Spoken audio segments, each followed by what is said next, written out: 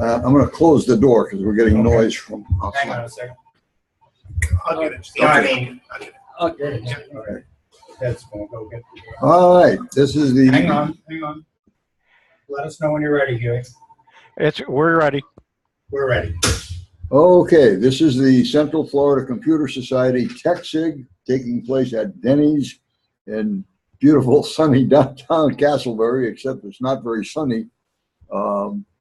We have about 6 people here, including Mike Ungerman, who is doing the streaming. We're doing it through Zoom out of Bradenton. And at this point, glad that we all made it, and we'll turn it over to Hewie and Mike and let them do their thing. Well, my suggestion We've done our thing. Now it's your meeting.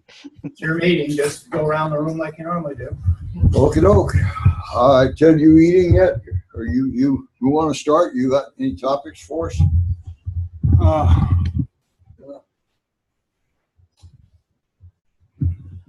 Let me look here, man.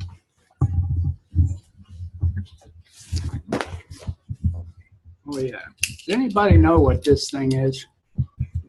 You'll have to pass it around. It is a Dashboard. I think it's like, does it put out different sounds as you press the different colors? Dashboard. It doesn't do anything. Or doesn't do anything? Well, maybe the battery's dead. Oh, it's probably a sound maker, Yeah. pre-recorded sound where you can press a button and it'll shout at your wife or another driver. It looks like there's a switch on it, but I can't make it. It comes apart. Thanks, Dan. I'm going to pass it over to Sean. I don't see if there's a battery. I don't know what that is. I bet you it would come apart. And there's I think you should throw it in the trash.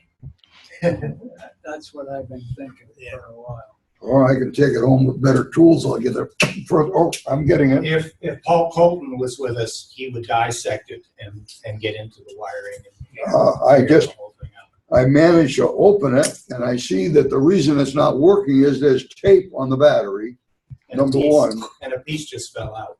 being all those little buttons fell out. So I've got a strong flashlight, and we'll have to look at see if we can't get them off of the floor and back in the case. But the inside is not giving me any ideas, but it's also looking like it's kind of corroded. Like is this old?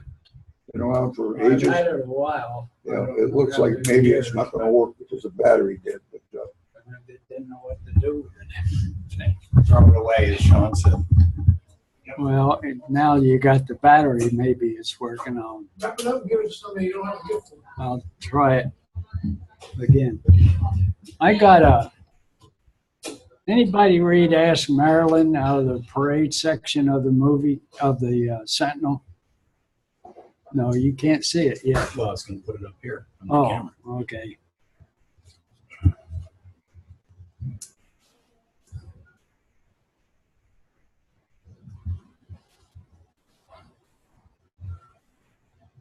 I don't know if the resolution is good enough. The print is probably too small. Yeah, you can't really read it. But you can see that it says Ask Marilyn with a picture. Okay, here's what it is. What 4-digit number, when multiplied by 4, equals the original number with its digits in reverse order? The challenge is to solve this puzzle only with reasoning, not with math skills. So, while we're talking here, I'll let you guys try to figure that out. And at the end of the meeting, we'll see if anybody got it. Is there a prize for that? I'll give you something. I don't know what. Yeah, you get to play with that toy that he's going to throw away. Dissecting. And I guess that's it. That's my Okay. gadget for Dan, you want tonight. to go to Sean? Since he's on your I'm going to ask Sean to. It's unfortunate. I know a couple of people that are not coming, but I really thought that Mike Leach was coming with.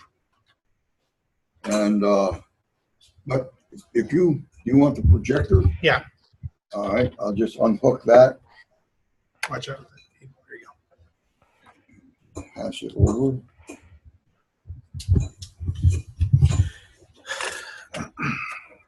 All those buttons came out.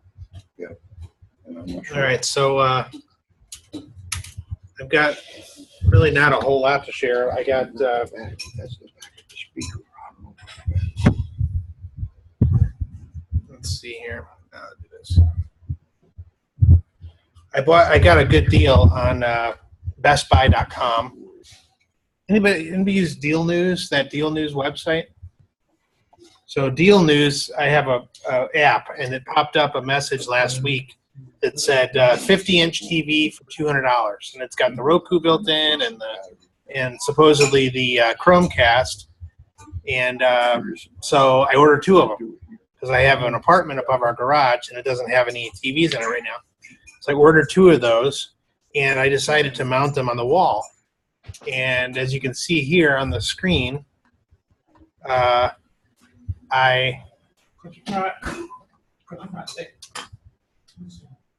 You pretty on this right away.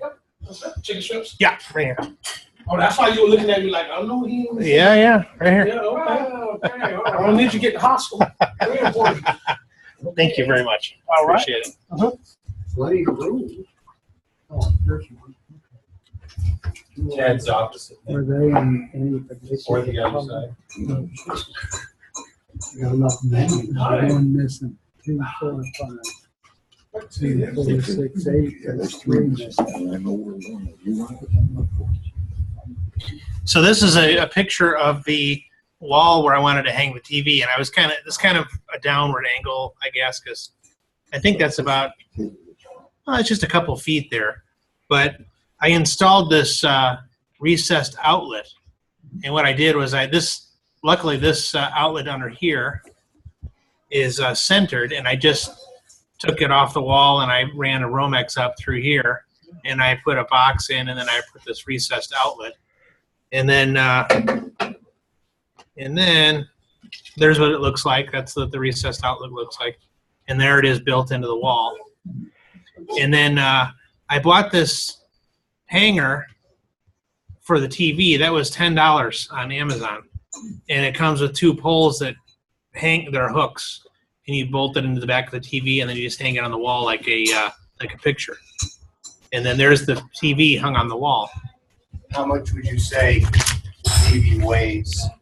You know, it might weigh 20 pounds. So much less than they used to be. Oh, way less. Yeah. Because I have a 52-inch Sony that it took 2 of us struggling Oh yeah. to get on it. Oh, I lifted it up by myself and easily hooked it on there. Found it into your studs.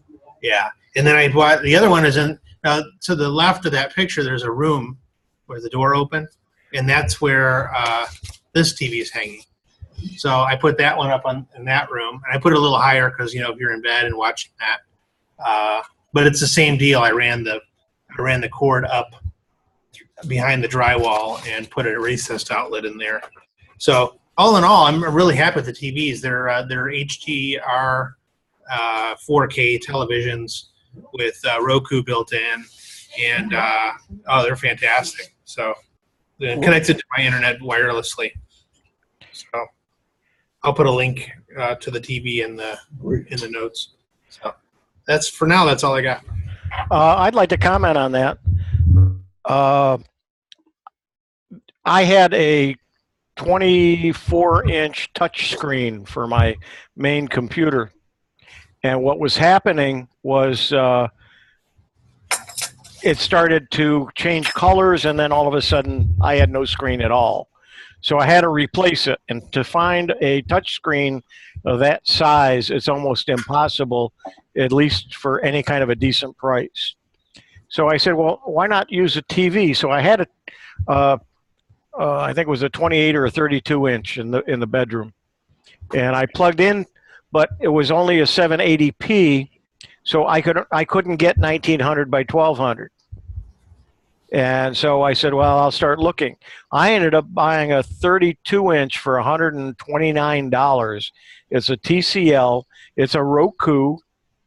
Yeah, this one's a Roku, and it's great. So I use it for a TV, and one of the inputs is the computer, so I can use it for both.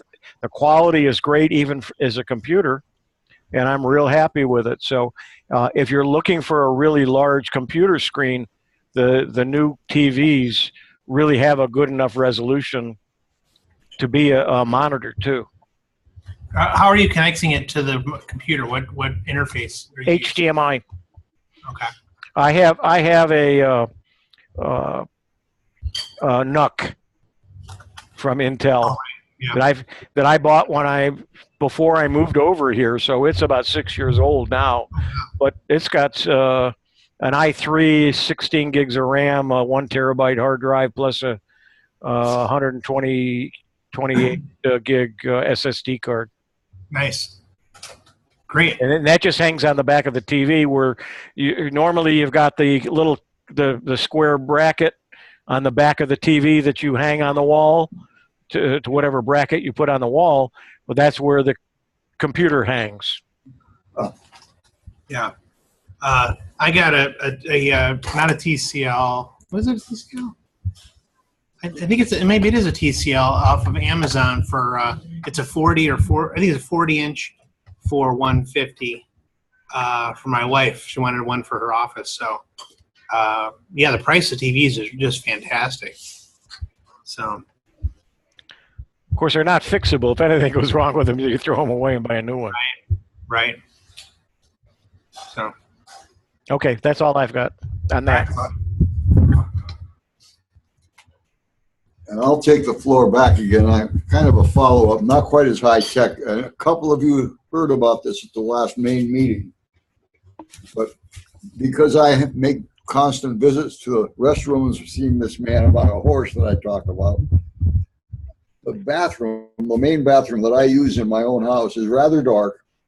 So I saw this motion sensor switch at Home Depot. It was not cheap. It was $20, but I know how they work kind of, but I never dabbled with one. So I bought it. I put it in, and it didn't work. And the instructions are very simple. Here are the instructions for this little switch, right? As an 800 number, I called them, and what I realized was it wasn't grounded. Well, the switch that I took out only had 2 wires to it. It turned out there was a bare copper ground wire in the back of the box. So when I hooked it up to this switch, it worked. And part of the reason for the long instructions are it's rather elaborate. You can adjust the delay 1 minute, 5 minutes, 15 minutes, or 30. And you do that by holding the switch, and then the sensor has a light built into it, and it flashes either once or twice or 3 times or 4 times. So it's actually working perfectly. And the funniest thing is I've had it now, I guess a week and a half, and most of the time I don't remember that it's there. So I'm reaching for the switch and I don't have to touch it. But it works great. All right, I mentioned calendars, and since Mike is here, I think Bob, you and I have talked about this as well, and Ted, you always bring in calendars. I'd like to spend a few minutes talking about calendars. So for years, I was going to a trade show that a lawyer attended, and he constantly gave away a 8.5 by 11 folded book, month at a glance, on both pages open. Office Depot gets anywhere from $10 to $30 for something like this. It's probably more elaborate, got all sorts of lookup tables in the front and the back. But after 6 or 8 years of getting the free ones, this guy retired and no longer has a booth at the expo. This I got at Dollar Tree last year for $1. It's no frills, nothing in the front or the back. It doesn't even have a page to record upcoming events for next year. But, you know, for $1, I figured that was terrific. So I went in there last week at the same one we talked about, by 434 and 436. They don't have them this year. They decided they're not going to do it. What they did have, and it was no easy way to bring it. I bought it for $1. This is one page of the desk blotter, they call it. Usually they're much bigger. I picked up huge ones at trade shows, and again, Office Depot would have them for $10 to $30. I don't like this as well. So I haven't had a chance. Well, I did. I went to Christmas tree shop, I guess it is. They don't have them. I haven't checked a few other places, but if anybody knows where I can get a reasonably priced month at a glance opening up like that, I would like to know about it. Okay. And then usually there are SCADs available, and I do have these that you hang up on the wall, but that's not as convenient for me to leave on the counter where my wife and I can both mark into it. Okay. So if anybody knows where I can get them, that would be great. We take a calendar like that. We do a family calendar with Vistaprint. It's got pictures of the family, and we use those magnetic clips, and we just put it on the side of the refrigerator. And then it's always there in the kitchen with the major events. Is it this size? Yeah, and we open it up. It's got a picture there at the top. It'll be Okay, each month. that's a different, great. Okay, I different understand family that. member featured with pictures. But you don't have as much room. No, it's just significant things. Got it. Vistaprint actually lets you, when you make it, Vistaprint lets you put events in. So you can put all the birthdays, anniversaries, things printed on there. Some people use pocket calendars, and this is not bad. I used to use this sort of thing back when I was wearing a suit coat all the time, and it would fit into the jacket pocket very nicely. I have some shirts that are too small for this to go into the pocket. I keep other things in the pocket, so that's why I'm not crazy about the pocket ones. Here is a really nice one I picked up at a trade show. This is a week at a glance, and Mike, if you But it is, you can look at the several that I have, and then I happen to find this in a very unusual spot behind my easy chair. There's a window that goes into the kitchen, and the molding had pulled away about 1/4 of an inch. So my wife happened to notice that there was some paper sticking out of that. So I found a half-an-hour project. I get a crowbar, and I found this in there. This is a USAA 2-year calendar for 2013 and 2014. It was never used, and it turns out 2014 is perfect for 2020. So if anybody was like any of these, Except 2014 wasn't a leap year, was it? I'll tell you in a moment. Is 2020? I guess it is. Yeah, Isn't it? 2020. Maybe good for the first 29 days. Do you use Google at all, Stan? Sorry? Do you use email?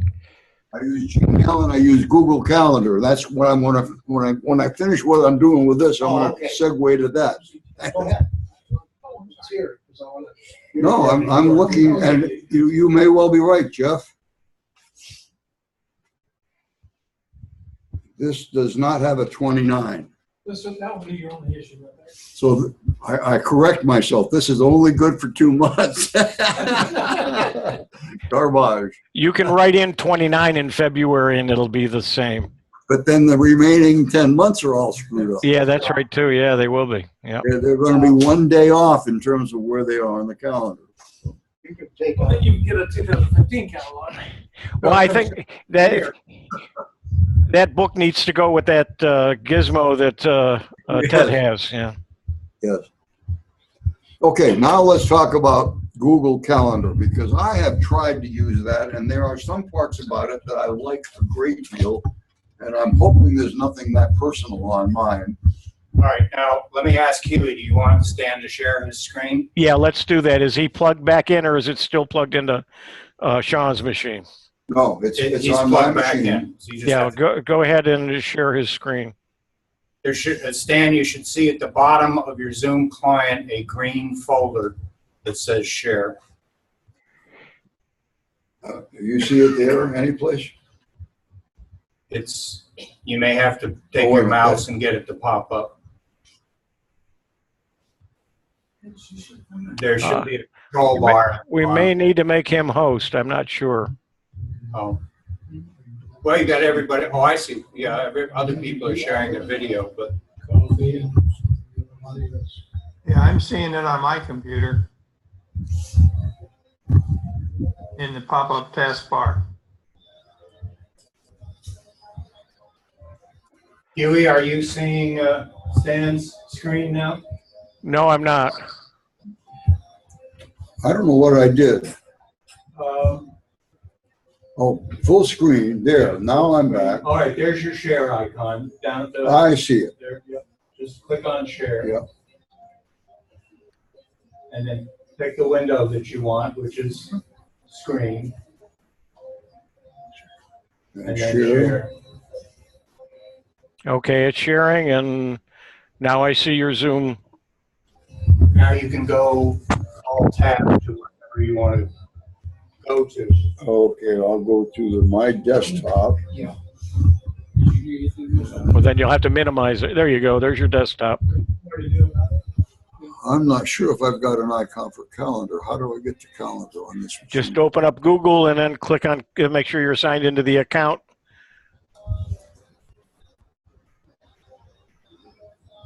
Just open up a new tab. Well, I see calendar up there.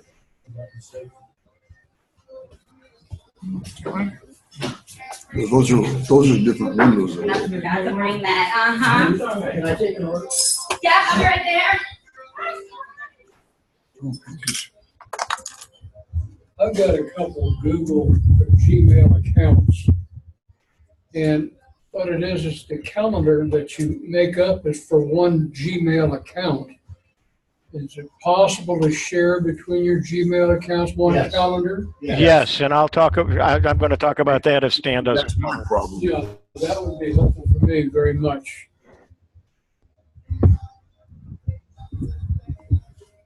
There you go, Stan.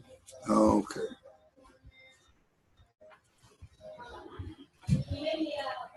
Minimize that. If I do that, are you still seeing it? Yes, yep. Terrific. All right, so what I do like is, for example, today is the 17th.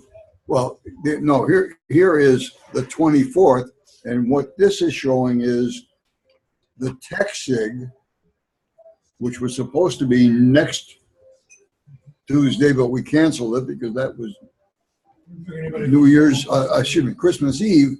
But you see, this does know monthly on the fourth Tuesday. But if you go to delete it, it'll ask you this instance or all instances. Yes. Mike, Go ahead. I'm sorry very much. I'm trying to point this out for you, that one of the great things about Google Calendar is that you can schedule it for monthly on the fourth Tuesday, Yes. as well as every a date or whatever. And Hewie was mentioning if you go to delete it, how would I do that? Probably look at more actions, I think, at the top. Yes. Okay, click that and then delete. Okay, for just this one time or all events. So Yeah. I'm going to cancel it. I don't want to. And the other thing you can do in the monthly view is you can drag and drop at meetings today. And Okay. again, it'll ask you the same question. All events. or Yeah, just- that was a nice thing.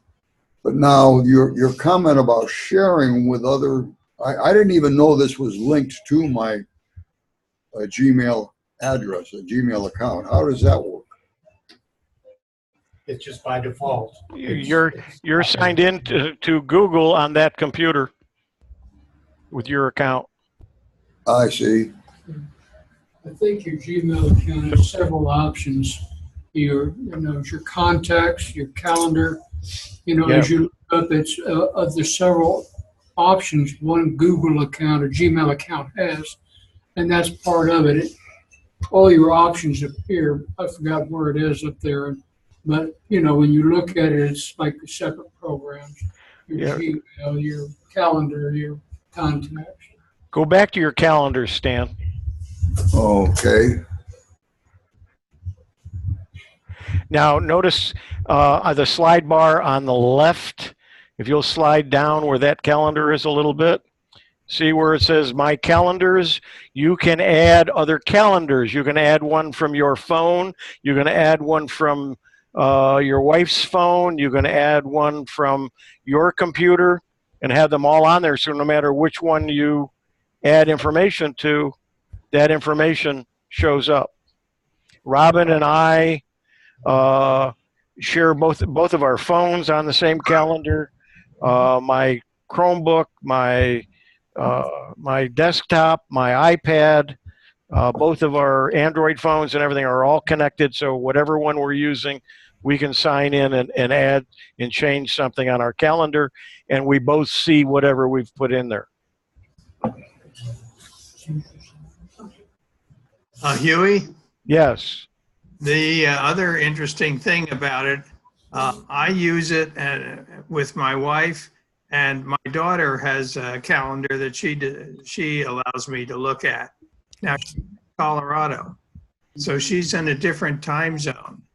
So when she posts things for her time zone, like at 7 o'clock tonight, her time, that turns out to be 9 o'clock at night, my time, and it shows up on my calendar at 9 o'clock.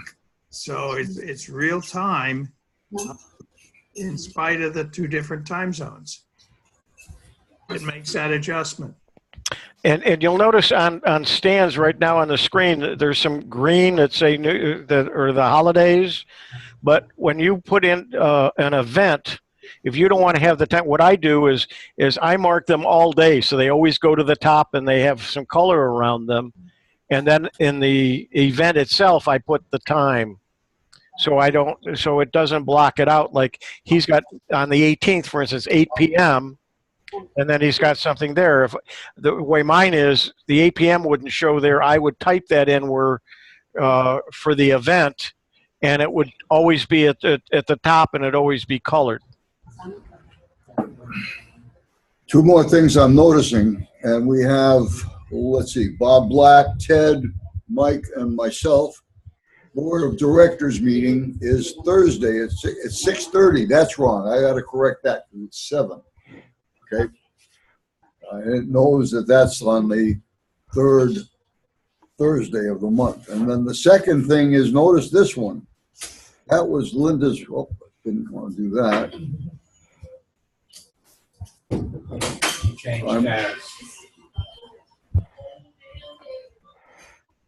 I didn't realize I had. No, you're going to a YouTube. Yeah. It's her birthday. It's her 80th birthday.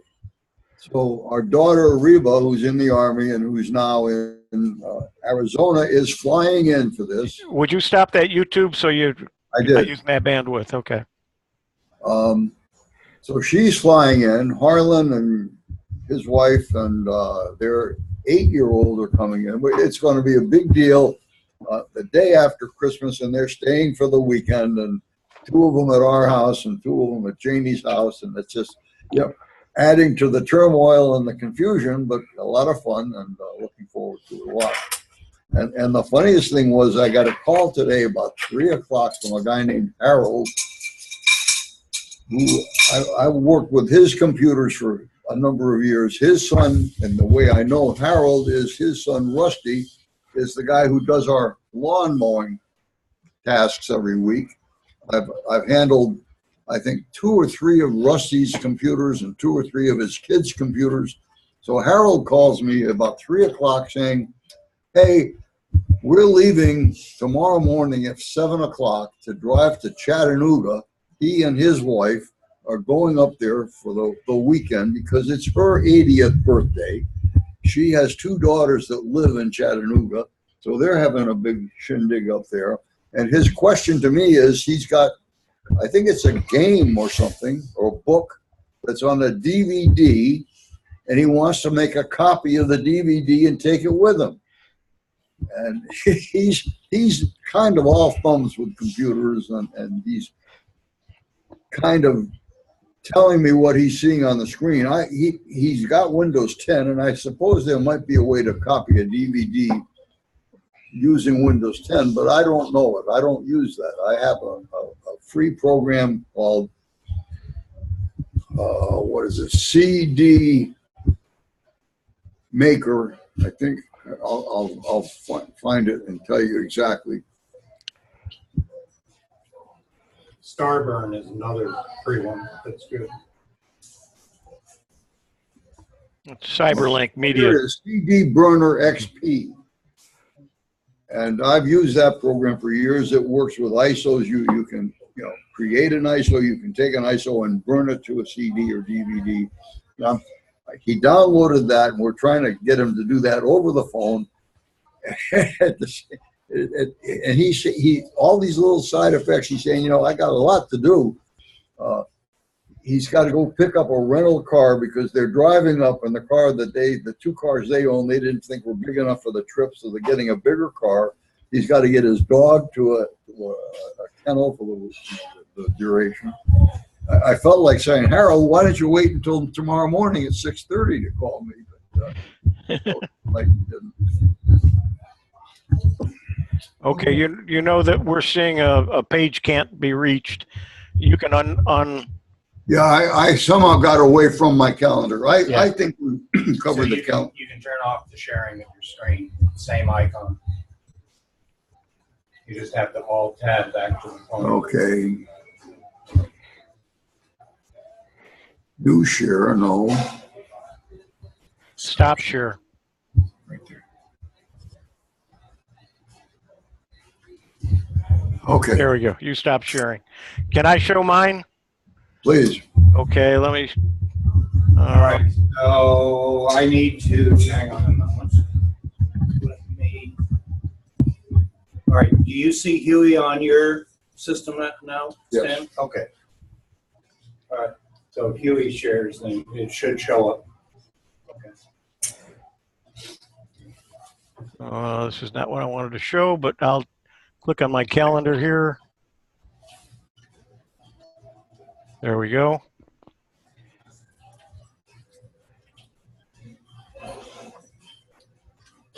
And I'll full screen it.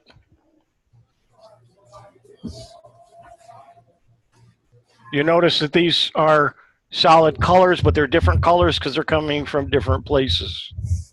So the green is the holidays. There's mine, my calendars, and for some reason or another, I'm not sure, contacts. I'm not seeing here Robin's name or her email, but if she puts it in her machine, it shows up on here. And what I do is you'll see that I put the time at the end, and so I make it an all-day event, so it shows up with color behind it. It just makes it easier for me to see them. And then over here is where you can add other calendars, subscribe to a calendar, create a new calendar, browse from a URL or import one. And of course, you can look at this in different ways. Let's see, I just switched months here, but I'm trying to remember. On this one, if I go to day, it'll show today's by the week. And I've got something here, it's blocking this month. You can even do the year, obviously, probably showing some special events or something. That's all you see. And then you can schedule, and then you can do a 7-day calendar as well by time. So you can get a pretty, and there's a lot of other things you can do with this. If you're in an office environment, you can have scheduling and people can have access. You can allow them to add things but not change things and so on. So there's a lot of things you can do with the calendar. This looks different than mine. It looks wider. You have, maybe it's the size of the... Well, here, let me reopen it. Hang on a second here. I closed it. It's a matter of your font. That's what I was just getting to, that it must be that, because I like larger fonts so I can see it more easily. Yeah, and so all you have to do is Control minus and Control plus. So if you're looking at your calendar, and then put it back when you go to something else. But I have my calendar always available, and I use it a lot. This is today, and then we're gonna go to month, and there's my December. And what you've done is I'm going to Control plus a couple of times. Come on. Yep. And that's what you've done. And part of why this came up was that I got a call last week from someone who's in this room saying, why am I not here for the board of directors meeting? Thinking it was the third Thursday, and it was the second Thursday. And Mike, what you don't know is that there was one time that was it 2 or 3 years ago, Bob, you called me from a TechSIG meeting. There were like 15 people here. Where was I? Well, I was home thinking it was the next week or something like that. Had already had 2 or 3 beers. I was exercising, whatever, and it was 10 after 7, so it was far too late for me to think about trying to get here. Anyway, the calendars can be very useful. Like anything else, a lot of features require time, noodling around, and I'm glad I brought it up. I think I've learned something, and I'll be able to use it more effectively. So. By the way, there's another feature of Google Calendar. I don't know if other online calendars have this or not, but occasionally somebody will send me a notice, like a doctor's office or something, that I have a scheduled appointment, or they are changing my appointment, and there'll be a button on it or something that'll say, do you wish to add this to your calendar? And I just click on it and it puts it right into Google. Now, I don't know who arranges that. It's not there for every occasion. But my wife and I also keep a dual calendar. She actually has a separate one, and I have a separate one, but we have a merged one that we generally use. And whenever we get an appointment or something, we just put it right on that calendar, so it's there wherever we are, on our cell phone or on our computer or whatever. I do have one question about reminders. Maybe Hewie knows this, because my Google Calendar will remind you 15 minutes before of an event. You can set that. Can you change it to automatically make it like an hour before? Or the day before, or both. Can you do it both? Yeah, I believe so. I know you can do it for the day before and an hour before or something, but... do you have to do it individually for each event, or can it be just a blanket thing? Always remind me. I think you can make a default and then change the default for an individual item. Okay, I'll dig around in it and see if I can do that. I didn't want to, I think of it every once in a while, and then I think, well, maybe I can't do that, and then I'll be wasting my time trying to do it. No, you definitely can. It's different for every event, but I'm not sure about the default. I don't know how mine does. Right. Bob, if you have an event that you particularly want to change, just go ahead and click on that particular event Oh, that looks delicious. gives you a chance to edit that event. And one of the fields that you can change edit is the notification time. And it gives you minutes, hours, days, whatever you want. Yeah, I knew you could change the time, but I'm not sure whether you can change it like a repeating event can be changed so that whenever you put an event in, you don't have to frog around with telling it when to tell you. That you can just say, always tell me the day before or something. Yeah, you can set a default and then just change the default. If you want. I'll do that. Thanks for the tip. That's good to know. See, I always learn something at this thing.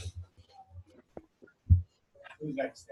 Well, you ready to take the Me? photographs and stuff? Moi?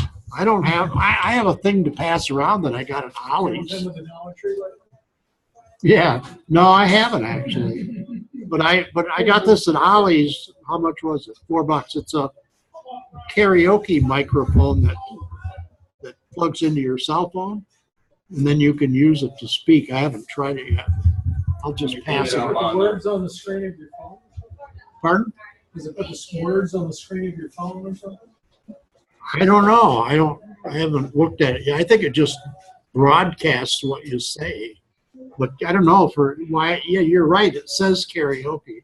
You'll have to bring that next month and figure out what it does. Yeah. Demonstrating. There may be some software that you can download that will have some songs on it, but generally most of those songs you've got to get through a service, and there's particular software for it, but it probably just acts as a microphone for your phone. Yeah, that's really all I'm interested in. Yeah. I'm not interested in karaoke. You can always get a microphone like the one I'm using for this meeting Yeah. and put that on your phone. Yeah, well, I think your microphone, I think you said it costs a little more than It costs a little. $4 at Ollie's. Made in China. Made, of course. By the way, Mike, you're excellent. And so's the video. Stan? Next. Next. All right, who's got Jeff? Anything? No, I can't say so unless something comes up while somebody else is talking. Did you get anything interesting in Black Friday? I don't do Black Friday. You don't do Black Friday No, or I- Cyber Monday? I really didn't do anything with any of those. End up spending money. I don't want to. Well, let me say this. It's just about 8 o'clock. I got to go see that man about a horse again. Let's take 5. I do have more stuff, but I'm not quite ready to do it, especially with need to take care of something else. Can I move this chair? I got my flashlight. Hewie, are we able to pause the recording, or does the recording just continue? I think I can pause it, but we've got a few people. Let's see. Let me go ahead and figure that out first. All right. Pause. There we go. Okay. All right, Stan, you're back. I thought Hewie was going to take it. Okay. You want to take it, Hewie? Okay, I'll go ahead and do it. Let me share my screen. Share, and share. And we don't need this right now. And let me see if I can find what I was looking for here. Probably should have had it ready. Sorry about that. And I want to go to pictures.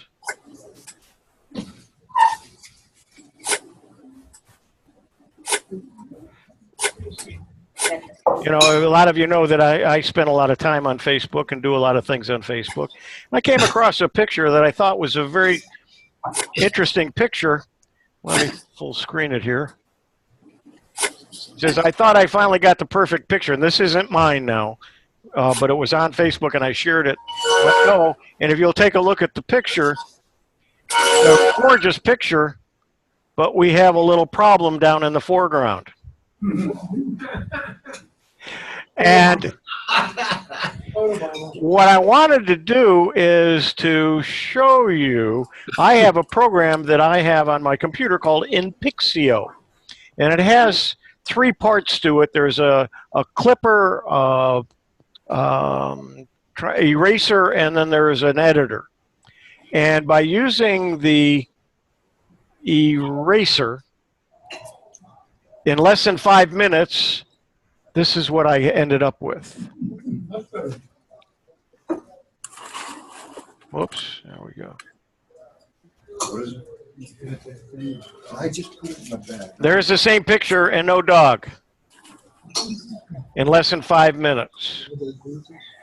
And there's a program called Inpixio, Inpixio, and I went to their site and I did have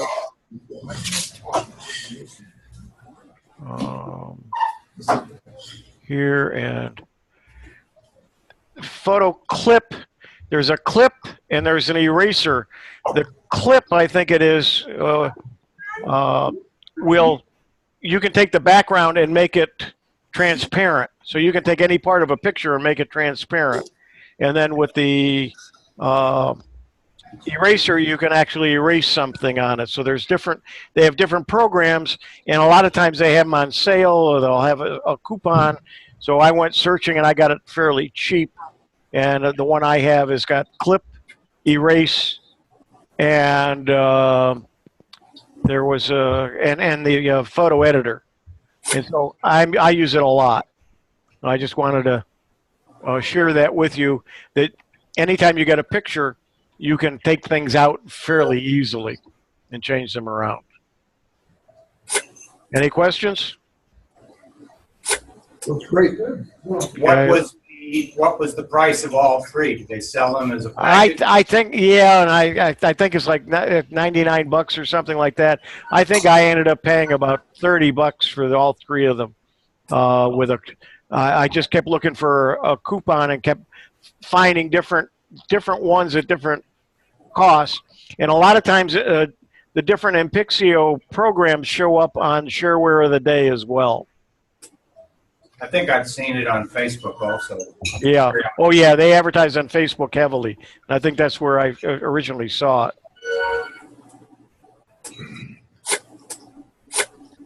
It looks like Arvin's got a microphone.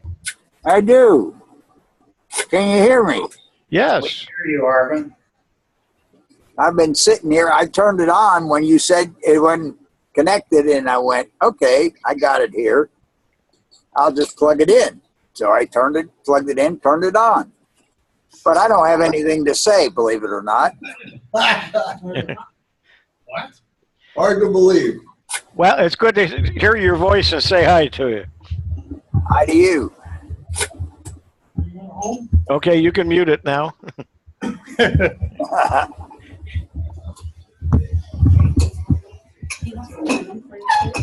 Okay, Stan, back to you. Yeah, okay, I have something real quick. Arvin, good to hear from you, and then the next subject I have will be interesting to you, but maybe you can help on what I got right now. Many of you know a friend of mine named Stan Levin. It feels like, I mean, he should have an on-staff consultant because he gets more questions. Unfortunately, he came up with this device from his brother-in-law who passed away recently. It is a Bluetooth dongle, okay? It adds Bluetooth to a desktop or laptop that does not have it. So these are available, Amazon, whatever, a little smaller than this, but typically $10 to $15. This particular brand was $150. So he asked me, why would Caco, which is Spanish for uncle, why would Caco have had such an expensive one? Well, what was he using it for? I don't know.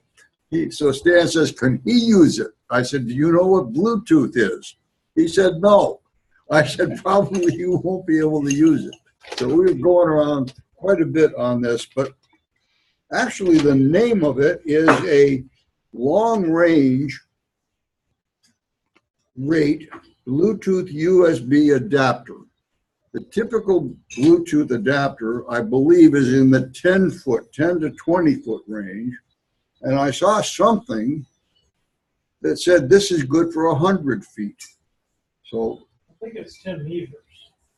10 meters, then this is 100. That's why this was originally $150. Yeah, it's either discontinued or he did find that there's somebody selling one only on eBay for $99. So this one is up for grabs for $50. He would love to not have it, and he could use the $50.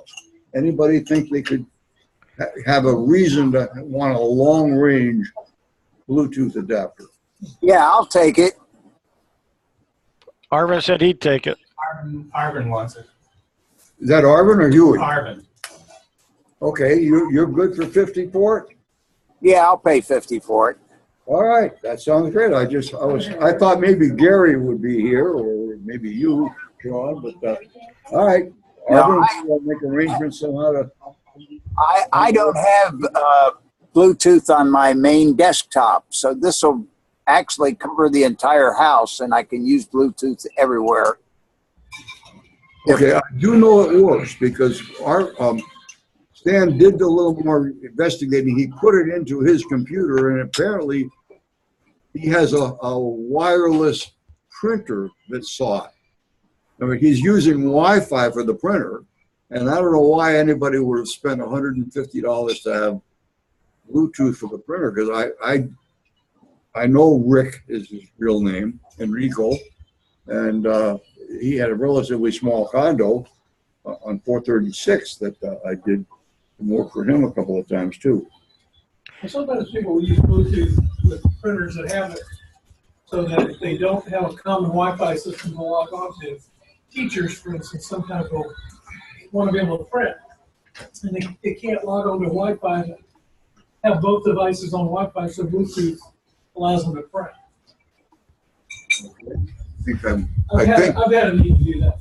I think I'm following that, but it still seems to me that a $10 or $20 one would have worked, and he didn't need the one. Right. No, you're right. Unless somehow, maybe he bought it at Best Buy and somebody convinced him, oh, this is the latest and greatest thing, and he bought it.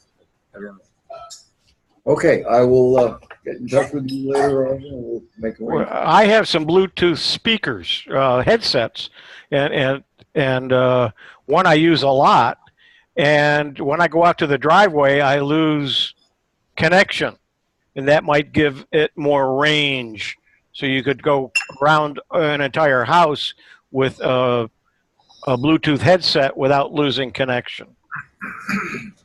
Or a phone. That's exactly right. If you're going to be there a while, Stan, I'll come up to the meeting. Terrific. Well, it's roughly 8 o'clock. We'll be here till 9:30 at least, I'm sure. All right, I'll be there by 9. Terrific. We'll see you then. All right. Great. Oh, Arvin? Yeah. Let me do my next subject, which I think you'll be interested in before you come, because if you're traveling, you'll miss it. Okay.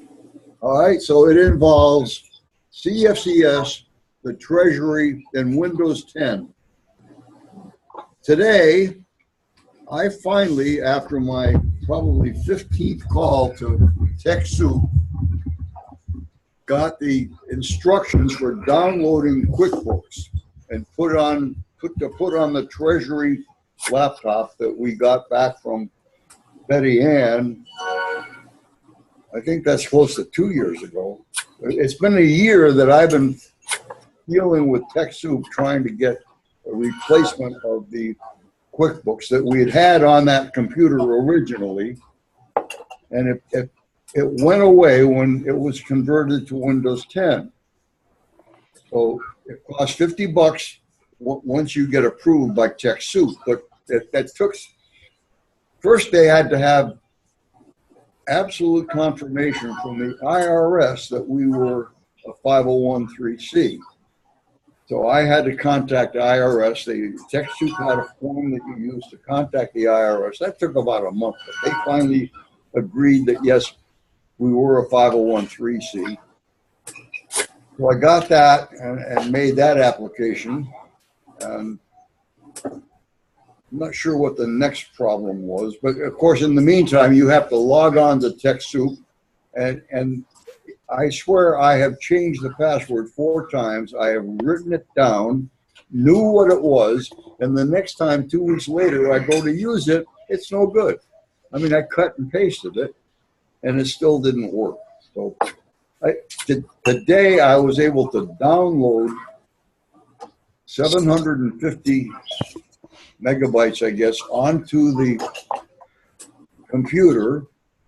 I start to load it, and Windows 10 says you need to update now. So I don't want to do the 2 of them at the same time. So I did the update.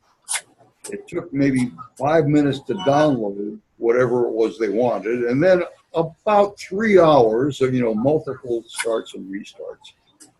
That same thing happened to me on the Asus.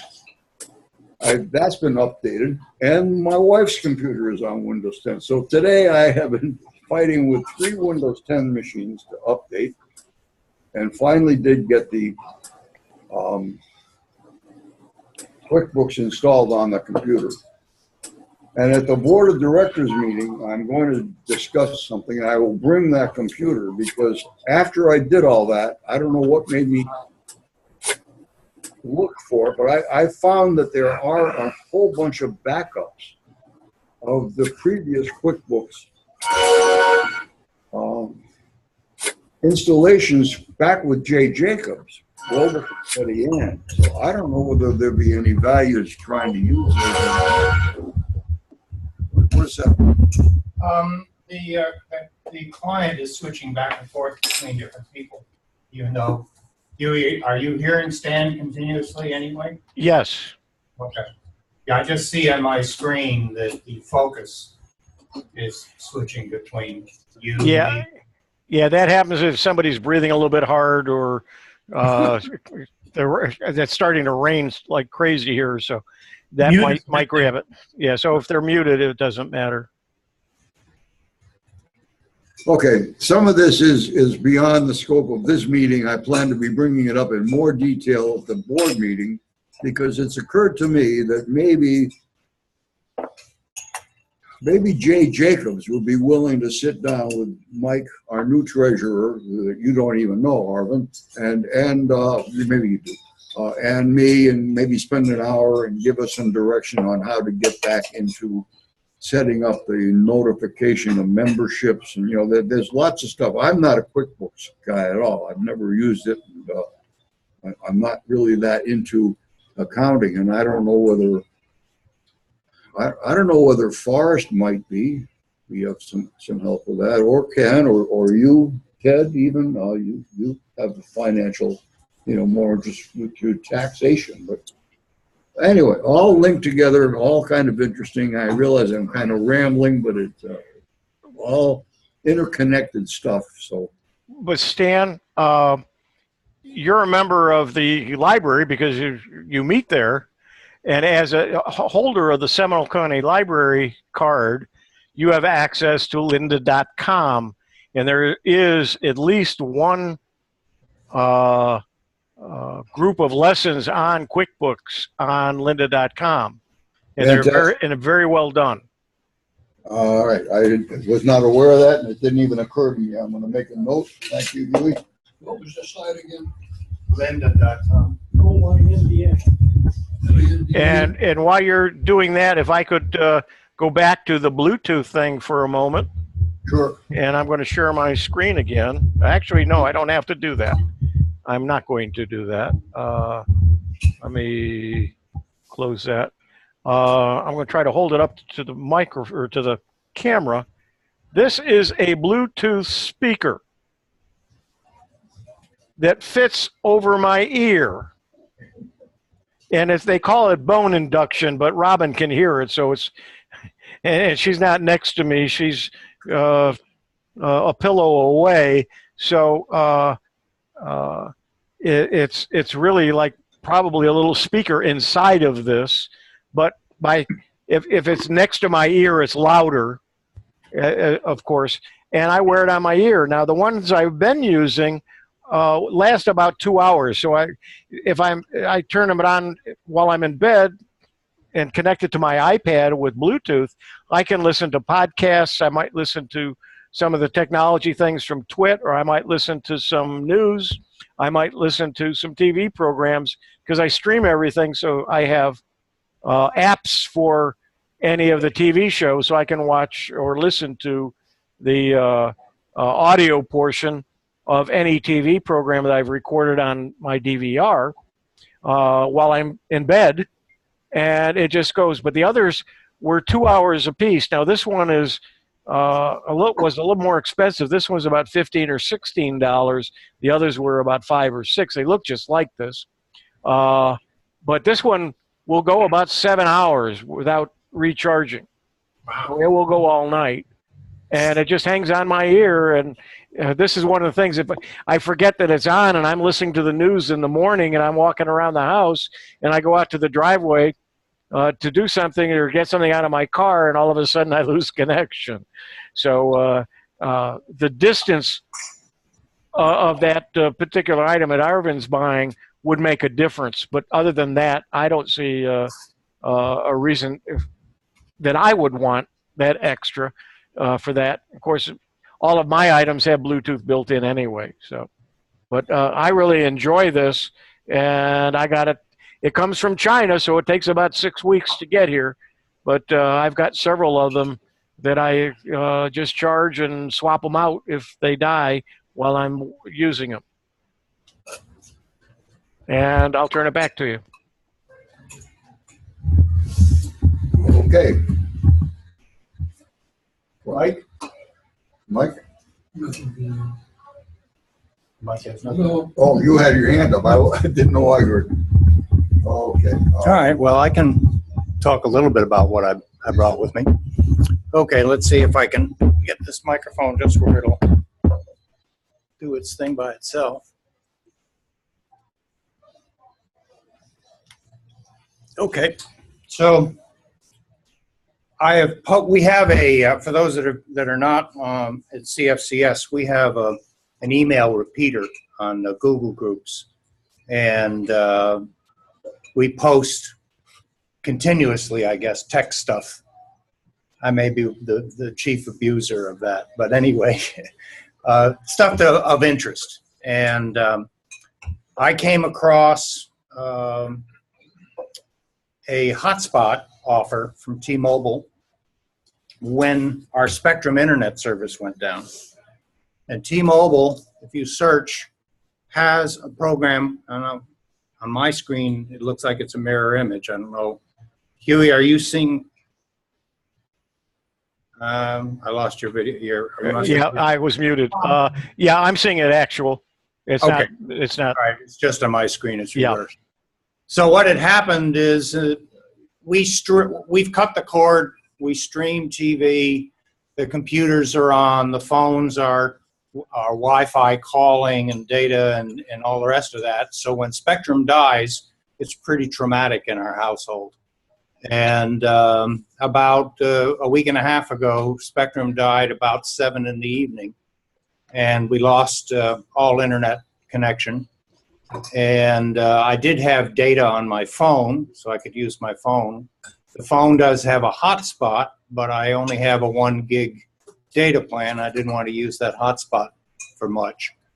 And I started searching different offers, and I came across T-Mobile's offer for 30 days to give you a hotspot. I'm sure many of you have seen these little Wi-Fi modems before. I can remember having one of these 10 years ago, and they've definitely improved now. They're 4G, and T-Mobile has a new pseudo 5G signal, which this takes advantage of theoretically. So what T-Mobile is doing, if you search on test drive program and T-Mobile, is they're offering the hotspot free, no strings attached, and it comes with a 30-day 10 gigabyte SIM. Again, no strings attached to that. Once you've activated it, you've got 30 days or 10 gigabytes, whichever comes first. And there's no renewal, no credit card required. A phone number?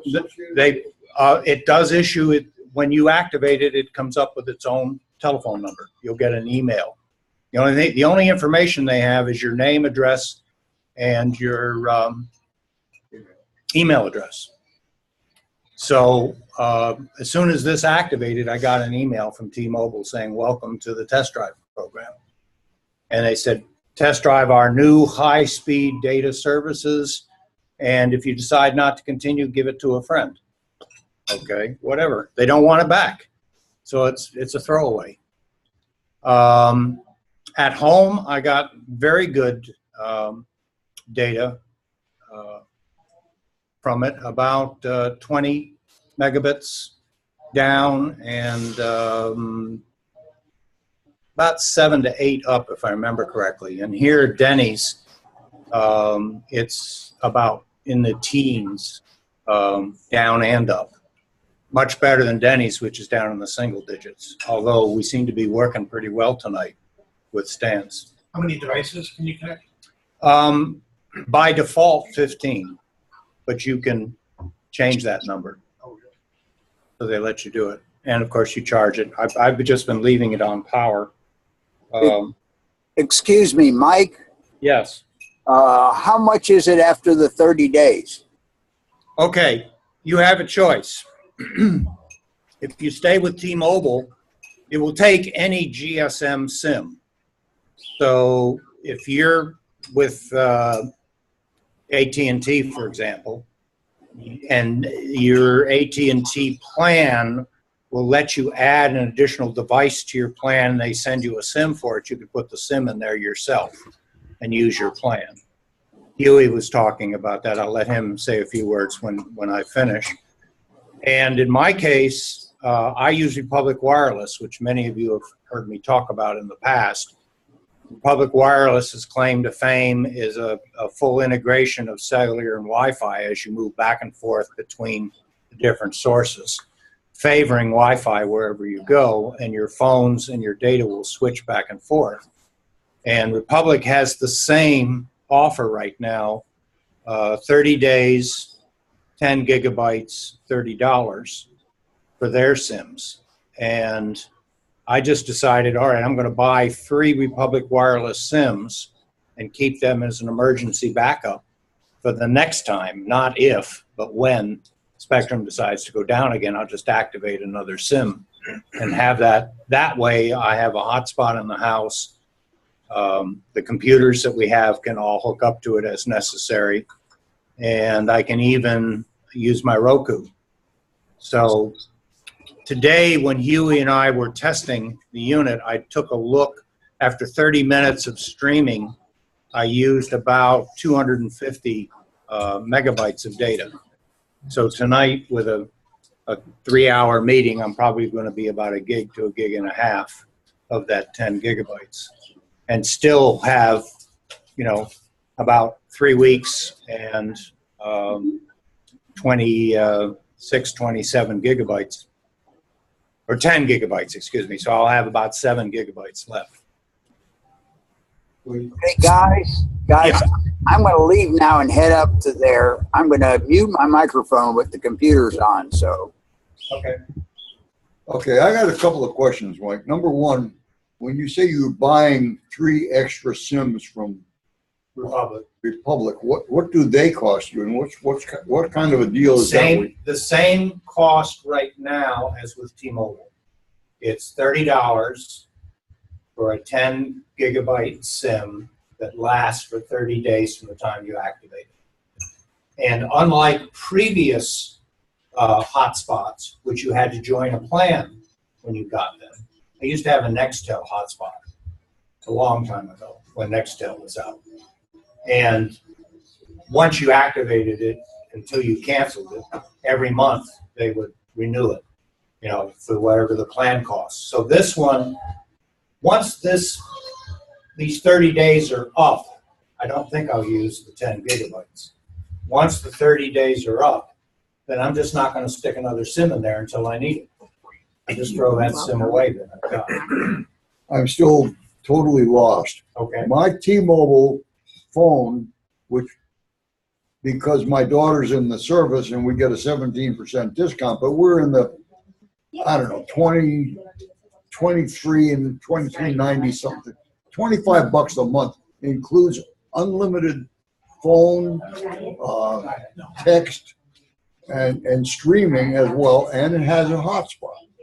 So how is Republic really that good a deal if you're having to pay $30 more for a limited amount of what I get for free? I think.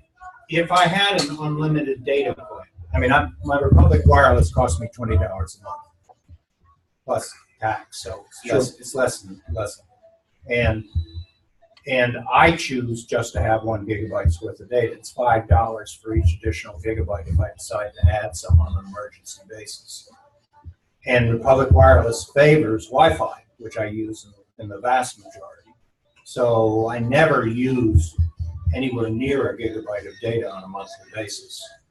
Plus, they just went to annual billing and give you 2 free months if you pay on an annual basis. So it's probably down to around $17 or $18. So yes, my other alternative would be to go to T-Mobile and or join your family if you had an extra family account, but you used to.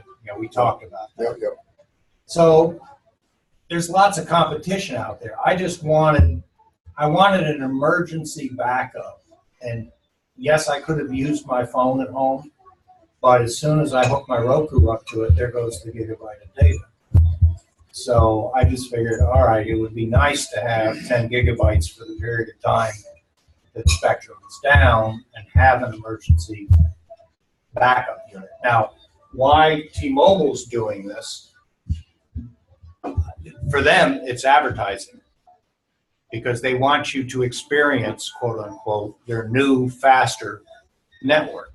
And they tell you, okay, this is, we know we're not giving you a phone, but we're giving you a device that you can hook up to our new, faster network if it's in your area, which apparently it is in some places. I'll have to look at their coverage map. Sure. And I don't know what it theoretically, how fast this could actually be. It's just in our home was pretty good. It was 20 up to about 20 megabits. So it's not like using Wi-Fi where I can get close to 100 megabits. And Hewie, you want to mention what we were talking about earlier today, where you said you added on to with your Apple iPhone in your hotspot, and you added on to your Apple plan? Yeah, well, here's what happened. I decided I have a Chromebook and I use it a lot wherever I go. And if I use local Wi-Fi, like if I go to McDonald's, I'd either have to have a VPN, which I don't have for several reasons, but I don't want to, that's a separate topic altogether. It's not very safe using public Wi-Fi. If you use... Hewie? Yeah. Let's say goodnight to Ted. Ted Goodwin is leaving us. Thanks for making the effort. Good to see you, and see you Thursday, hopefully. Yeah, Ted, keep getting better. I'll do my best. Good to see you, Ted. Have a good Christmas and a good New Year's. Sorry? Thursday night, BOD. Yes, right here. Okay, I'm sorry, Hewie. Go ahead. Okay, not a problem. Anyway, I use my Chromebook a lot wherever I go, and it needs to have access to Wi-Fi or to the internet to work, to do most of the things that I want to do, and it doesn't have it built in. And so I've been using the hotspot from my Android phone, but it really runs the battery down more than I'm concerned about the data. The battery runs down, and then I don't have a phone, and I don't have internet as well. So I decided, well, I'm going to look at some of the hotspots, and I have an AT&T plan. I have a good plan. I do spend quite a bit of money because we've got 2 phones and 3 devices and so on. But I have 26 gigabytes a month of data that doesn't get what's the word that they don't slow it down. Okay. Throttled. Yeah, they don't. So I want to keep the plan. I don't want to change the plan. So I know I checked on AT&T site, and it said in the stores they don't carry the hotspots. But there were like about, I think one was around $200, the other was about $250, or one was 150 and the other was about 250. Plus you got to, so I figured, well, I pay about $15 extra for each of my devices for my plan a month. And so I said, well, for $15, I'd buy one and add it to the account. And so I went in and I started to ask them, I know you don't have them here, but what's the difference between the two units? And they said, we do have them here, but what you can't do is add it to your plan. It needs a separate plan. That's the only, because we're trying to phase them out. This is AT&T. They want $75 a month for a hotspot plan, plus buying the hotspot. Certainly a lot different than the one Mike's got. So I said, no, that's ridiculous. What would a cheap phone cost me, and use that as a hotspot? And he said, well, it wouldn't cost you, you could, we've got some pretty inexpensive phones and you could do that. But better yet, we have a special deal.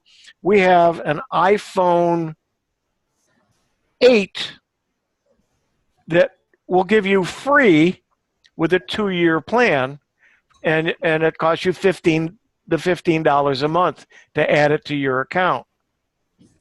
When I said, well, that's a no-brainer. And so now I carry 2 phones with me, one to use as a hotspot. I really haven't set it up to do anything, except I have played with the camera on it and have connected that to my Google Photos plan. But other than that, I don't even have email set up on it or anything. I don't even remember what the phone number is, and so I don't share it. It rings once in a while with a spammer, but other than that, it doesn't ring. And what speed did I remember you did a test? Do you remember what speed you got off of it? Yeah, I think it was 15 or 20 up and down, and I think up is around 10 or 15. It's not bad. And I was able to be in a Zoom meeting, sitting out in my front yard the other day with it, with no problem at all. Hewie, Yeah.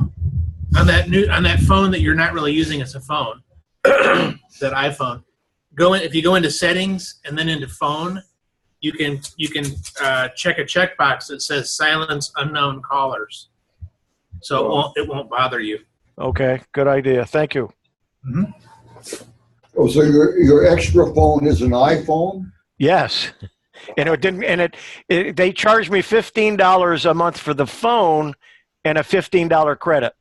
So in essence, it's $0 for the phone every month. That's crazy. But you could use that to make other phone Absolutely, calls. It's a phone. It's a full iPhone 8 with all of the bells and whistles and everything else. Yeah, absolutely. All right, I got 2 more comments to make regarding the hotspots, because I tried to use my phone to set up a hotspot here last month, just for curiosity, and it said not permitted. I got it. It seemed like it was working, and then the next thing was not permitted. Do you have, on your phone plan, do you have the ability to have a hotspot? It's usually extra. It's unlimited. Okay. Okay. For a hotspot? And then I tried to get it home, and I had no problem. Same computer. I was able to get on, and I can try it again after or even now. But I did discover that it was much slower, in my opinion. Now, I tested a different way. You know, I use IP for I have a batch file for IP config, and then I ping Google. And I can see whether it's 6 milliseconds average or 10. I think at home, using my Spectrum account, no, I was using the hotspot. It was quite a bit slower. It was like 15 or 20, and I was getting 6 or 7 on my Spectrum account. So I don't know why the built-in T-Mobile is slower, and that's something since I've not dabbled with it at all. Well, I expected this to be faster anyway because they say it's their new network. I just don't know if all their towers in the area have the new frequencies and the new plan. But I'm not in a good reception area in my home. Yeah, I had a problem. I forgot which restaurant I was in, because a lot of times I'll go in the restaurant and I'll just sit there and I'll set up my Chromebook and spend a couple hours. And my response time was terrible. And so I called AT&T, and she was able to look at my phone and tell which tower it was using. And she says, yeah, they're working on that tower right now. There is a problem with it, and that's why your speed is so slow. So they were able to actually pinpoint which tower I was using, and then then tell me that there was a problem at that tower. So if you move from one place to another, and it could be even in different places in your house, you might be accessing a different tower. interesting. And they can all be used in a court of law. Yeah. Does anybody know when T-Mobile gets in 5G, if it's going to be an additional cost? This is theoretically the pseudo. Yeah, because some people are saying it's almost 5G or it's like 5G, right, but it's really not 5G yet. So. But will will everybody just automatically get 5G? No. 5G phone. Right. But No. you have a 5G phone. Is there an extra cost to having 5G? Yes, there will be, and 5G phones aren't even available. I think one or two companies may have one model coming out in the next month or two. There's not really any phones that you can even buy at this point that have 5G. I was looking at some of the maps and some of the cities. Tampa is going to be one. I can't remember which company is going to have 5G fairly soon, but it's very limited. And even in Tampa, you're not going to be able to get outside of Tampa. It's not going to work. It won't be 5G. So that means if you would get that 5G phone and drive to Orlando, you would have no service? That's correct. What? No, you wouldn't have 5G service. You know, like now, if you don't have 4G, it goes to, what's it, 2E? It goes to whatever it used to. Instead of LTE, it goes to the older version. And so the slower. So it'll automatically change. You'll pick up a different tower. But you're going to have a phone that's capable of doing 5G. And right now, I don't think anybody has one available in the States. But they will in the next month or so. Well, the tower that was put up about a mile away from my house for Verizon about a year and a half ago, I was told that it took 6 months, but AT&T has camped on. They paid, I'm not sure if they paid the tower company that's right near you. Not Bradenton, up the road a bit, but anyway, they built the tower and they put Verizon on it, and I think that AT&T finally negotiated and got themselves on the tower, and yet the rumor is that the people with AT&T are saying that they don't see any difference, and they still get out into the driveway to talk, because if they're in their house or they move around, they lose contact, which I do, and I even have one of their internet connected. It's like a quasi tower that. But you have T-Mobile, Yeah. which I understand supports Wi-Fi calling. So when you're in your house, your phone should switch over to Wi-Fi.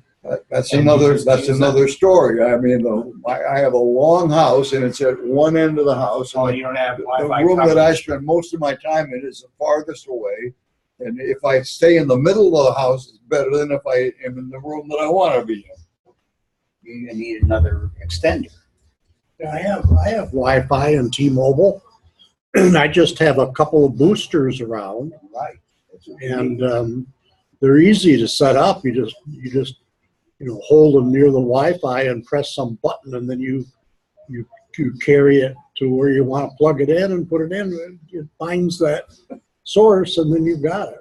Yeah, actually, I think you could even use another router and hook that in, and that would become like a relay You station. should do that too.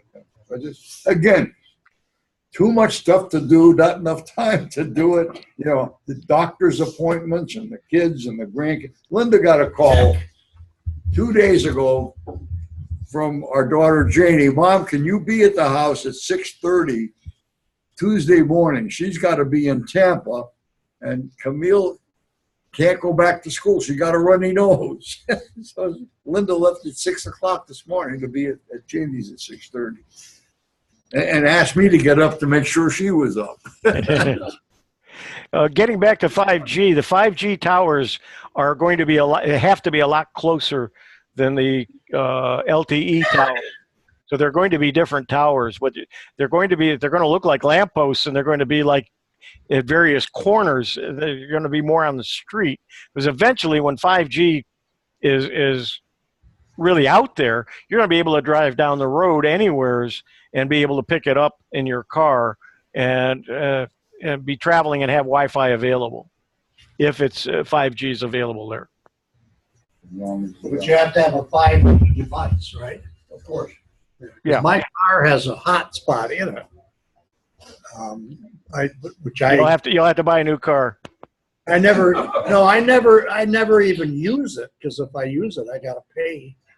You know, I don't know, some hours. You know, To whom? Who's? to it's OnStar runs it. Oh, I see. GM car.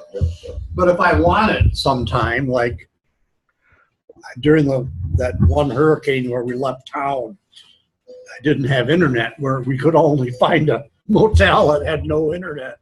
So I needed a hotspot, and I didn't have that car. And I actually used my cell phone, my T-Mobile cell phone. I think it was this one, in fact. And it has a setting in it where you can change it to a hotspot. And I just used that, and then had my computer feed into that, and Did you run speed tests to see? I may have, but I've forgotten what it was. But it was fine. If it was better than no internet. But presumably with a hotspot in the car, well, then I'd have to go out to the car to do it. You can always go to a Denny's or a McDonald's or whatever. One time I was in the middle of buying a house, but I was going on a cruise and it didn't get ready, and I ended up on some Caribbean island at a McDonald's that had Wi-Fi, and using DocuSign on my phone to buy the house. So it comes in handy sometimes. It sounds like the second part of the storm is pretty much on schedule. They said 8 to 10 would be the most severe chance of heavy rain, thunderstorms, that kind of thing. Yeah, we just got some rain here a little while ago. Tornado, but there is a chance. Crazy. It's really cold in there. Cold out there? Yeah. Really? Freezing out. Usually it's just the opposite. No, it's really cold. Well, your manager came in and said, "Is it warm enough for you?" Because apparently people had complained it was too in the cold. past, Out there, sure. it's really cold. Sure. So when we get to 5G, what will the advantage be? Speed, Oh, I mean, theoretically. just speed. Speed and availability. You're going to be able to drive. As I said, you'll be able to, of course, in your car you already have Wi-Fi, but I'll be able to drive down the street and use Wi-Fi. As long as I have a plan that's 5G and I have a device. Right now, if I go down the street, I have an Amazon Echo Auto, and I listen to a lot of.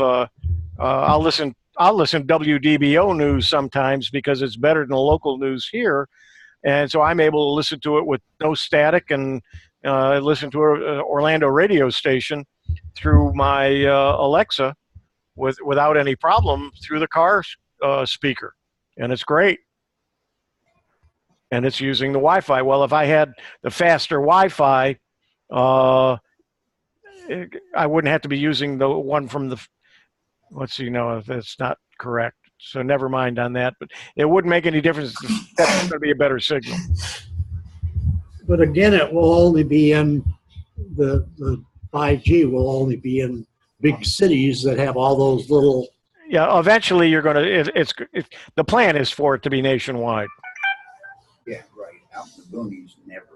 Yeah, we don't even have it out in the And they don't boonies even now. have satellite. Yeah. And then Amazon and SpaceX are going to blanket the world with. Yeah, so there's a lot of changes coming in the next couple of years. 2020 will show us a lot of it.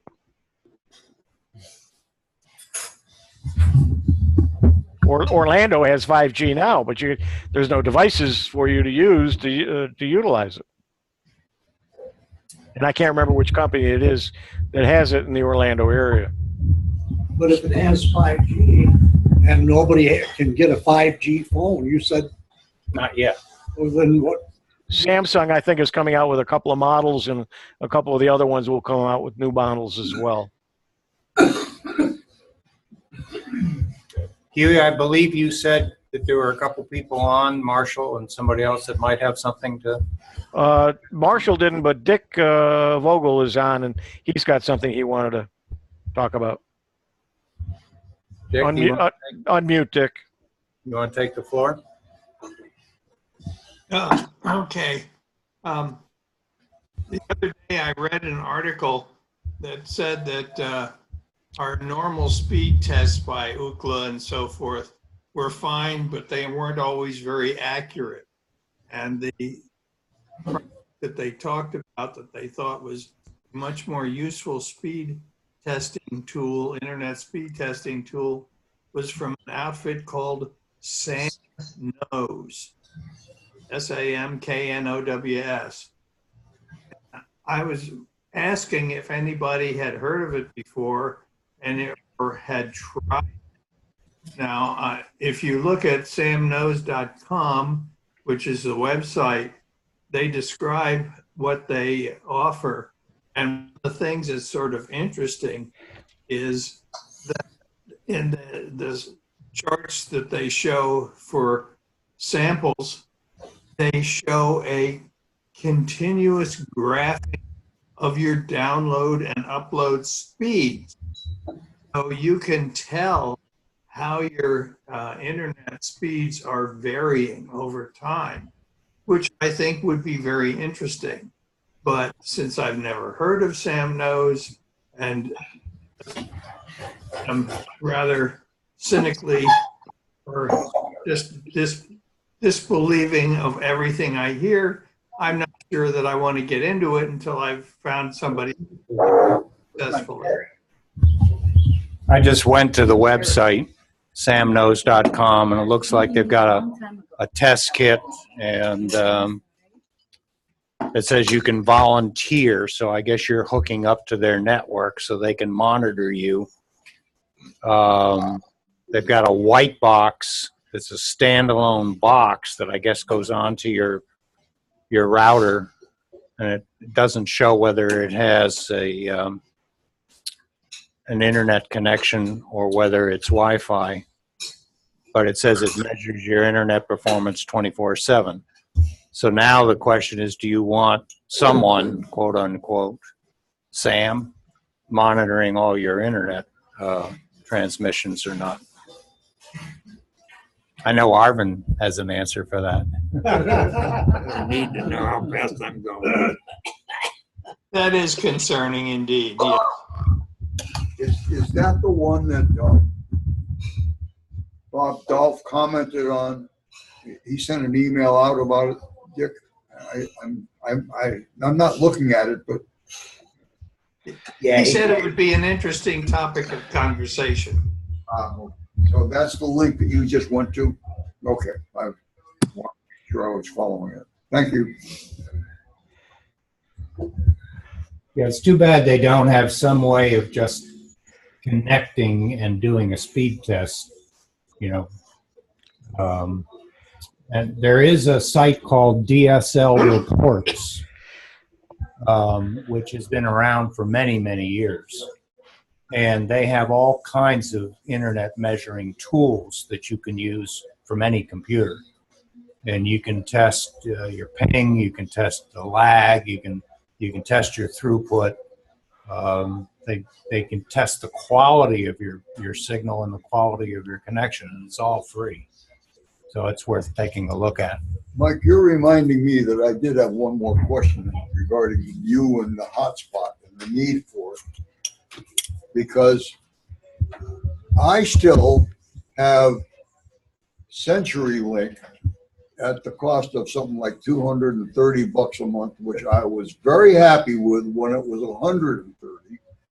I love the set-top box. It's whole house. I can watch from 2 different rooms. It's 500 gig of movies, and you know, I can record everything. I know how it works. I'm trying to get switched over to streaming, so I brought Spectrum in. All right, so the first point that I want to make is that the CenturyLink is 10 megabits and the Spectrum is 100. And for the crap that I do, I don't see the difference. It really, you know, just going from website to website, and when I download, you know, like even the 700 megabytes that I downloaded QuickBooks on, I think it took 4 minutes. I'm not sure whether I was on Spectrum or CenturyLink. I mean, some machines I'm hooked on to some one. But the other question is, you talked about Spectrum going down. It's never gone down. I've had it for I had to go down for a week once. I've heard that too, but I haven't had it go down. I mean, it's a rare thing, but maybe for an hour or something, and then they fix it. Is that just internet or internet and TV if you had both? No, everything was out on Spectrum last. It was, well, let's see. It took them several days to get this thing to me and research, and so I'm going to say about a week to a week and a half ago, about 7 in the evening, it just boom, it was gone. And when I did check, I did call them, and their automated system recognized my phone number and said, you know, your system there is a network outage in your area that has been reported, and we will let you know, when it's up. And we waited and we waited and we waited, and then so I went and I changed out my connection to the TV so I could get off the air television and at least have something to watch. And then I started using my phone just for internet browsing. But that's when I said, all right, I really want to have something in the house that gives me something better. I don't want to use up my 1 gig of free, and it would seem to me, cost per gigabyte, whatever, that having a 30-day 10 gigabyte SIM as a backup, especially if we had a storm and Spectrum was out and the towers were up and working, because it can take 2-3 weeks for Spectrum to come back in a major hurricane. Well, that's certainly and so I just wanted to have a backup. That was but to answer your specific question, the difference between 10 megabits of transmission and 100 megabits of transmission, and I think Bob Farney is actually getting AT&T's fiber in his neighborhood at 1 gig, if I remember correctly, something like that. It's just, I mean, the UVerse is 1 gig, just like the Prism from CenturyLink is 1 gig. And there was a report I just saw AT&T is planning to drop UVerse early in 2020. And I heard that part of the reason that CenturyLink is raising the rates is they're not promoting it. They can't make any money on it. It's too expensive to maintain. So it was almost, they spent a lot of time and effort promoting it and couldn't make it work. Yeah. What I have gotten last July, I got tired of Spectrum. Before that, I was tired of AT&T. So they raised the price incredibly high, $50 a month for just for that was direct. Yeah. Yep. Okay. Anyway, so I got Orbi TV, which is a satellite. They've been advertising it here and there. Orbi, ORBY TV.com. And it's a satellite, but unless it's a huge thunderstorm, it doesn't go out. Like it's working right now in this rain. What does Okay. it cost? $40 a month, including all taxes and fees. And is that just a come-on price or? No, it's their price. And what's their speed? This is a TV, cable TV. Oh, just TV. Satellite All right, TV. I thought it was. No, I got DSL, which is a wired system. Yeah. DSL Extreme, like 56 megabits up to, sometimes I get more, but it's never less than 56 megabits. What company do you have? DSL? DSLExtreme.com. Oh, that's the name of one. Yeah, Now, what does that cost? $54 a month. Yeah, I know. Orbi TV is a satellite dish? It's a satellite dish, but when they hook it up, they hook a satellite dish, but they also hook a regular antenna up with it too. So if it does go out, you can just switch right over. It's right on the receiver, and it feeds local TV 100 channels. You know, some of them aren't there, but up to 100 channels of local TV, and I get all the local stations and all that stuff on that TV, and that never goes down. Can you give me that? Is it called DSL? DSL Extreme. Okay. EXTREME.com. Anyway, I've been real happy. I'm paying altogether, what, $94 a month, including all fees, taxes, everything. Does the TV include any set-top boxes with recording capability? With Orbi, you buy the receiver, $100. You have to buy one for each TV you want to hook up. All right. You can install, they'll send you the antenna and all that. You can install that for $85, or you can let them install it, which is what I did, for $150, and they send it out. And I let the guy do it. He set the signal strength perfectly. He set it up perfectly. So I had no problems. It's better than AT&T, better than any of them that I ever had before on satellite. Okay, I mean, it's really good. The only thing it doesn't have is Fox, but it has more channels than Spectrum does on their premium plans. And for $50, you get even more channels. But $40 a month, I'm happy as a pig in shit. Never even heard of either of them. They advertise it on. You don't watch the right stations, I guess, but you know. Discovery. Orbi is 40. Orbi, ORBYTV.com. Oh, okay. And that's $50 or $40. 40. How much is DSL Extreme? $54 and change per month. Okay, thanks. At what speed? I've never gotten less than 56 megabits, ever. Every once in a while, they have a Do you burst have of any some. streaming boxes for the internet? Do you have a No, I don't stream anything. Roku or a Fire I have them all. I just don't use them. I don't stream. Yeah, that was anything. going to be my last comment back to you on your question, Stan. What's the difference between 10 megabits and 100 megabits? It's how much of what you're getting over streaming can be received without buffering. Yep. You know, And I don't and get a continuous flow. So the slower your speed, the higher the chances that you'll. Yeah, I was getting, I think, 25 originally when Bright House. I was just a regular channel, and I could stream fine when I was streaming, but I don't stream anything anymore. I just don't bother. If it isn't right there right now, I'm not interested in wasting time looking for it. But what about the ability to record something to watch it later? He doesn't do it. I don't do it, but I could, I guess. All I have to do is hook up a DVR. Yeah, but then with their DVR, you can just click on it and say you want it. With some of them, you have to. It's like the old VCR things. You have to figure out when it's on and have a time and date thing and put in the You can hook it up so that it just, whatever you're watching, it's watching. I guess if you know, there are people there. Only the TV has to be there. You don't have to be there. You just turn it on to that station and go do what you're going to do. Okay, yeah. But see, now I don't know what I'm missing, so I don't care. You know?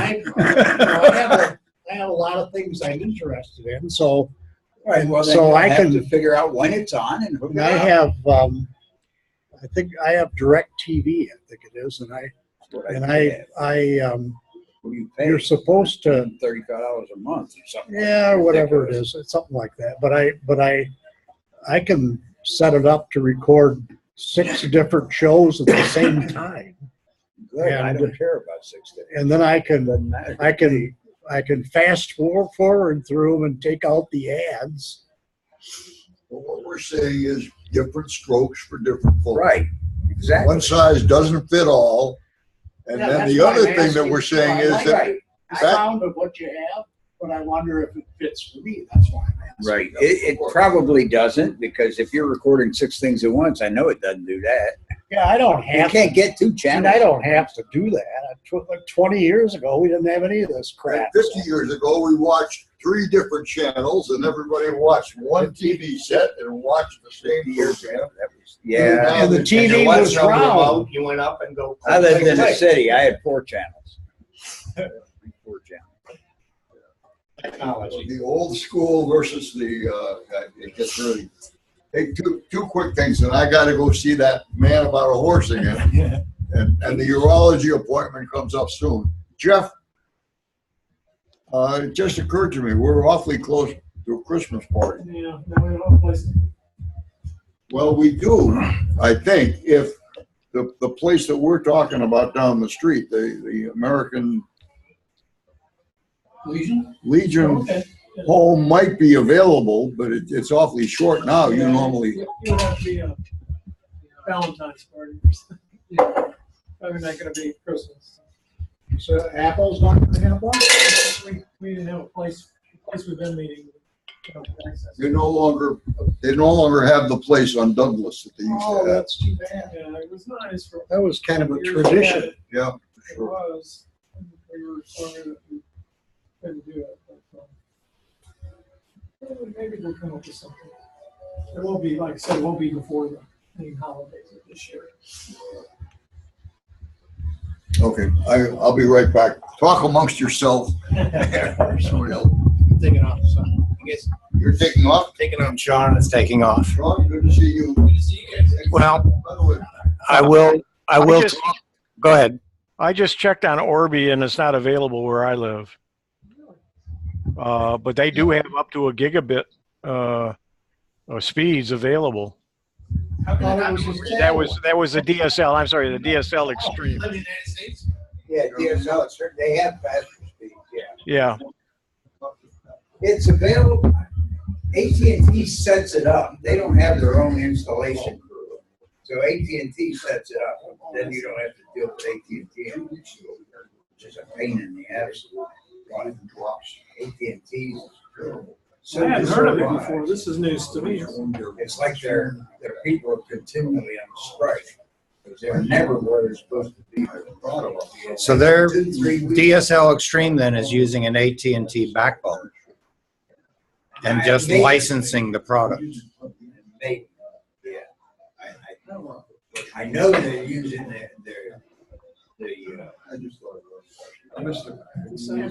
installation. I was just moving it so stand. Yeah, one time I looked, I can't remember the name of the other service that does the same thing. It is DSL and it uses AT&T backbone and there's no contract, no requirements, whatever. And I think it was around 40 megabits, something like that. And it was, Yeah, that was a pretty good deal. That 55 plus menu was, that's Hard to beat it. Yeah, that's hard to beat. But one time I checked. I got a Chromebook and it just, I don't know what's different. I don't know. I've only used it once, I think, and it's just discharged completely. Oh, really? Yeah, so this is like the Um, second time, and it's just. Are we, We're still recording. we're still recording? Yep. And are we pretty much done except I'm informal? not in a hurry to go. I'm in a hurry to go. Yeah. Okay, well, I guess we're gonna keep going. Fine, go. Right? We're losing people. Wanna Yeah. Merry Christmas, Happy New Year. Go another half hour. Stan says we'll go another half hour. Maybe it depends on how far away we are. Stanley. Oh, if we go over to the coast. Stan! Yeah. Have you tested? No, Yes. Bob brought, oh, we did. Type thing and refresh computers. And so Merry Christmas. You know, Well, High Sierra. I guess we'll- Lifetime of High Sierra. If you want to put it on pause for about 5 minutes. At least a couple. Home phones and cellular phones and Bluetooth and a few things during the break. Back to Stan. What you got, Stan? I got one more subject that I think for this group will be interesting. And I started off talking to you about it. A neighbor whose machine I've been taking care of their machines for years. So they had a lightning strike in August between the two houses right next to mine. So the one directly next to mine lost 2 TV sets and an air conditioning. It was huge. It was a really loud clap. People that I'm talking about, Marjorie, TV set, you know, a 60, 70 inch, whatever, and a laptop and a desktop. So the desktop I've talked to you guys about before. When I first looked at it, nothing came on. So my first thought was power supply. Tested the power supply with my testers, and the power supply did not show it was good. So I figured, aha, all I need is a power supply. So I take it to Bashir, and he tests it with a newer tester, and he said, my stuff is too old. It doesn't test the new power supplies because there's a different 6 volt or 8 volt line, whatever. It wasn't the power supply, it was the motherboard. I told you about this. He found a motherboard that took the chipset and the memory and therefore would keep the hard drive, which was okay, and we wouldn't have to reinstall Windows. So he's putting that, just before he puts it in, he notices that, oh, the one that we're replacing, this is a fairly high-end Asus. Yeah, Asus. Confusing with Acer for a moment. Had built-in Wi-Fi, which is unusual in my estimation in a motherboard. I said it doesn't matter because she's using hard wire. Why did I say that? There was a cable coming out of the motherboard port on the machine. He said, okay, so we put that in, get it all working on his place. I take it back to her place, and it turns out that cable that was sticking out of there, I traced it to the end, and it went nowhere. It was not connected. So she was using the damn Wi-Fi, which was in the next room. So what are the options? At my place, I take a 50-foot cable and go around the doorway, you know, tack it up on the wall, whatever. Linda's not crazy about it, but, you know, form, parents versus form. Everything seemed to be working out okay, and it stopped working. So what's going on now? Take it back to Bashir. Janos does a lot of checking on it. It turns out it's the damn Windows installation now is no longer working on it. Oh, I did buy a dongle for $15 to That's make what I was going to the suggest. Wi-Fi. Yeah. That was relatively easy. But, you know, 2 weeks ago it stopped working, all sorts of crashes, and, you know, the mouse is freezing. She thought it was a bad mouse. And I've discovered that when you go to work on somebody's machine, if they have a wireless mouse and keyboard, you better have a wired mouse and keyboard in the car if you're going to try to do anything like get into the CMOS. You know. But to make a long story short, he reinstalled Windows on their hard drive. He cloned hers, could not make it work. They went through memory, CPU, they tested everything mechanical on it and figured it's got to be the software. So he cloned her, it was a 1 terabyte drive, but they were able to clone it onto a 250 and it kept crashing. The new installation they put on her hard drive works perfectly at his place. Everything is fine. I bring it back, put the little dongle back in at my place, make it work, take it back to her place, and 2 days later, it's crashing again. So she's saying, get this piece of crap out of here. It's just very, very frustrating. But the reason I'm bringing this up again, not only that I find it interesting, what Janos, and you know him, don't you? Didn't you I remember the names, but it's been so long since I've. He's a Slavic guy, and Yeah. he speaks like this. He's with a little bit of an accent. So my hearing aids, I have trouble hearing. I crank him up, and I still can't hear. He's a gentleman. He's a nice guy. He was using something called. Instead of Hiron, and I have the DVD here, it's something like DCL, and it's got a lot more than Hiron has. Okay, so for our listeners, it's essentially a bootable troubleshooting tool. Emergency boot disk, right? That allows Emergency you, boot for example, CD. to, if it's a good hard drive, and just the operating system is bad, you could plug in an external USB hard drive and copy all the data over. Right. But it also gives you, like if the password is lost, you can change the password. You can do memory tests. You can do hard drive tests. So this particular one is even more, here it is, more elaborate than any I've ever seen. It's DLC. If you Delta, DLC, Delta Lima Charlie. Okay. And if you go to the websites and you go to download anything on that, you get so many warnings of spyware and malware, that sort of thing. You can't get it. So he, back in August, I guess it was, gave me, I thought, an ISO, and I couldn't make it work. So this last episode when we were there, he actually gave me a DVD. Took some arm twisting, he gave me the DVD, and I've had some interesting experiences with it. When I tried to clone it, copy it, I'm getting warnings that there's spyware on this. Probably is. Except that it seems like it works when, it's got clone, disk cloning. Hey, Ted. Listen, when it says there's spyware, there probably is. It may have some very good utilities because they're hackers that create these utilities. But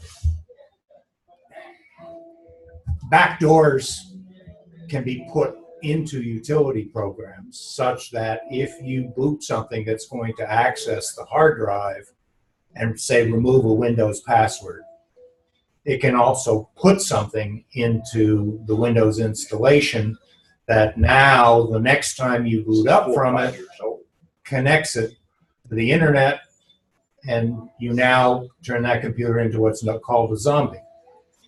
And a zombie basically is a computer controlled by a server somewhere else that's designed for denial of service attacks and other nefarious schemes. There's plenty of things that they can do. It may be innocuous, who knows? But if you're getting warnings, please, They're pretty busy over there, and he seems to swear by it. Well, he's continuing. Anyway, continuing. Continuing. When I tried, I thought I would show this group what it looks like when I boot from it. So with Windows 10 on this Asus, I have not been able to boot from it. I also have a DVD of something called Dr. Web, which I have downloaded. I put it on a thumb drive, and that seems pretty decent. It does like a 20-minute analysis, and it's found some spyware on a different machine that I was working on. So I can't make this work with it. And well, you were saying when we talked earlier that you were having problems finding the function key that would allow you to go into the modern BIOS. Was it UE? Yep. What's the today's BIOS abbreviation, Hewie? UEHL or something like that. They don't call it a BIOS anymore. Yeah, I don't remember. But every notebook has a different set of function keys. And this one was screwy. I told you, Mike, that the way that one's probably F8. Well, F8 for Windows. Hold the F2 key down with and the then shift key, press the power key while you're holding the F2. Yeah. But that doesn't, it would have worked with Windows 7, but with Windows 8, they have this new fast boot which bypassed that. So I've not been able to get into the BIOS here to tell it. I use Windows 7, so I won't touch Windows 10. Yeah, what you have to do is get into it, turn off the Windows Secure Boot. Once you turn off the Windows Secure Boot, you enable legacy devices. Once you enable legacy devices, you go look to see what the boot menu is, and that usually will do it. But I've run into very similar problems on other notebooks trying to find the combination of function keys to get you into the BIOS and into the boot selections. Probably to save money. That was $100, not $150. Okay. And that was probably 4 or 5 years ago. Yep, I'm sure. That Asus that you have there, that was the one that was mine, right? Yes, yes. Okay. It originally, when we bought it, it was a dual boot Chromebook and Windows 7 machine. Yes, absolutely. If it had never been changed to 10, we probably would have Chromebook on. Well, we ended up, I think, reformatting the drive, so Chromebook went away, I think. No, it's still there, although it doesn't work because it's not. It can't update it. Yeah. Yeah, Huey, I think you put Chromebook on it. I think it was just a Windows. No, it came with Chromebook. Okay. There's 2 buttons. There's 2 power buttons. If I push the left one, it goes into Chromebook. I could do that now, but we probably wouldn't share. Yeah, we'd lose it. We wouldn't see it.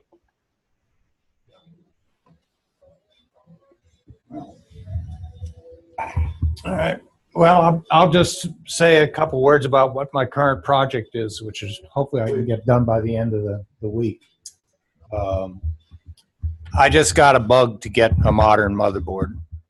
So AMD has come out with their Ryzen processors all the way up to 16 cores. And I just said, nah, I don't need that. I'll get an 8-core, you know. And then I had to get a new motherboard to go with it, and the new embedded SSDs, what are they called? M.2 SSDs, I guess, that are actually a card that sits right on the motherboard as an SSD. And of course, that means I'm going to have to redo my Windows 10 installation because I'm not going to try to do what you were doing, which was to salvage the Windows installation. I'm just going to start fresh. But along the way, I have a nephew, a great nephew. He's 16 or 17 now, and he's gotten real interested in computers. He's out in California. So I told him, okay, I will go ahead and send you the motherboard, and you can play with it. So in doing that, he said, okay, can you send me a hard drive? I said, well, all right, the new motherboard. And a power supply. Well, he did go out and buy a power supply. And he said, okay, what do I do for the operating system? All right. So I said, all right, what I'm going to do for the new system is I've always wanted to try to do a slipstream install of Windows. And Slipstream I learned about back in maybe Windows 95, I don't know, but it was designed for installers that made multiple installations on computers at the same time, one after another, after another, after another. And it would go to the Windows servers, Microsoft servers, download all the latest patches and updates, and then take the installation ISO, unpack that, insert all the updates, repack it, remake an ISO, and either make a DVD or a flash drive, and then boot that and install everything at once. And I said, okay, I'm going to do that. It took me a week following very detailed instructions on the web, of which I've forwarded to the CFCS Tech SIG. So and if you look back through some of the emails I've sent out, I have the links for the instructions on how to do this. So the first thing I said, okay, since I'm sending this motherboard to my nephew, I want to deauthorize the current license of the Windows installation that I have now. Freeing that up, maybe that when I slipstream and do the installation and give it my Windows 7 Ultimate code, it will say, oh, that's good for Windows 10. I don't know. Probably not, but at least I wanted to deauthorize it. So I found out how to do that. Then I said, well, the other question he asked me was, do you have a video card? And I do. In my junk drawer, I've got a video card for him. I said, okay, so what I'm going to do before I disassemble this whole thing, I'm going to take the new video card, put it in. I'm going to wipe the hard drive completely, and I'm going to take this slipstream, and I'm going to try installing this new version of Windows on it without putting in a registration code, which you can do with Windows 10. It'll nag you, but another article that I forwarded to the TechSIG is, and you just, you know, it'll nag and nag and nag, but you can run a perfectly good installation of Windows 10 without a license. So that's my next step, is to go ahead and see with the existing configuration, but a new hard drive and a new old video card, if Slipstream works. If it does, I'll just leave it on that hard drive and send him the components. All he has to do is put it together in a new case, and he's up and running. And then I can take the new motherboard and the new memory and the new on the motherboard M2 SSD and slipstream that and try the new license, try the license code to see if it'll update or not. So, well, but I want to see, if that slipstream will do it or not. So that's my project. All I do I operate a private Microsoft news. It's not a news group. It's an email list. Okay, Microsoft is connected into it. 2 or 3 of their product managers are on the list, and it's mostly for access MVPs, but we have some other MVPs in it as well. And I've been running this since Microsoft stopped their news groups about 5-6 years ago, something like that. It's a Google group, yeah, private group, and all I do is read about constant, oh, we got another update, this broke, that broke, and the other thing broke. And I'm going, geez, and there's no way to stop the updates. You can delay them, yes, but you can't stop them. And it seems to take them about 3 weeks to fix the serious problems, and the non-serious problems they don't even bother with. They just say, well, we'll fix it next time we release, which is in another month or so. They're aware of it and they fix them. But if 3 people have the problem, you can forget it. You're going to always have the problem. That's just the way it is until something automatically fixes it or breaks something else that fixes that. So I just don't want to be bothered with it. And I keep telling my clients, if you want to deal with it, go ahead. You know, same thing with Office 365. If you want to deal with their updates, you just go ahead. and call me, and I'll sympathize with you at a fee, but I won't. I can't fix it because Microsoft doesn't fix it. You know, they got to fix their code, and they don't test it properly, and they release it once a month. You get updated, and to me, it isn't worth it. And when it comes to the point where I can't possibly run anything anymore on Windows 7, I will install a Windows 10, which I don't use, start a virtual machine and run Windows 7 inside the virtual machine and keep that up. That's the only way I know I can keep going. They can break something that I'm not using, and it's all right. So anyway, that's what I have to live with. And that or I'll just go to a Mac and say the hell with Microsoft and be done with it, you know? But if Windows 10 isn't working properly? It's never working properly. Yeah, but how can you then run a virtual machine inside it? Because it doesn't matter what the base program will start always. They haven't broken that yet.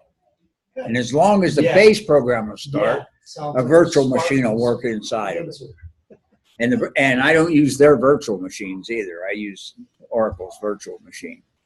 VirtualBox is the program I use, which is free, and you know it works perfect and works better than the ones you pay for. It works better than VMware, I think. Well, I've always said that I'd like to divorce myself from Windows completely. I do run a version of Linux on a second machine, which, you know, for email and Facebook and the other things that I do. Yeah, I have Mint also. But my hold is two things. I've got a game that is a Windows-based game and requires Windows, and the other is Quicken. Now, QuickBooks, which Stan was talking about, has a version that's 100% online and does not require an operating system to run in. And so if I was willing to switch to QuickBooks from Quicken, then I could say I no longer need Windows. But right now, since all of our accounting going back years and years and years and years is in Quicken, I'm kind of stuck with Windows unless I make the shift. And I may just do that this time. If I have problems, I may do that. Just say, well, this is where I'm stopping. I'll keep this machine. It'll run all the old stuff. And now from here on out, I'm going to go with this.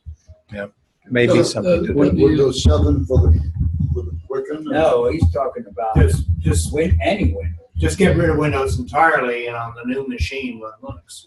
Run Linux Mint. Okay, but you won't be able to run Quicken on that machine. That's correct. I'd have to go to. That's what I thought he was saying.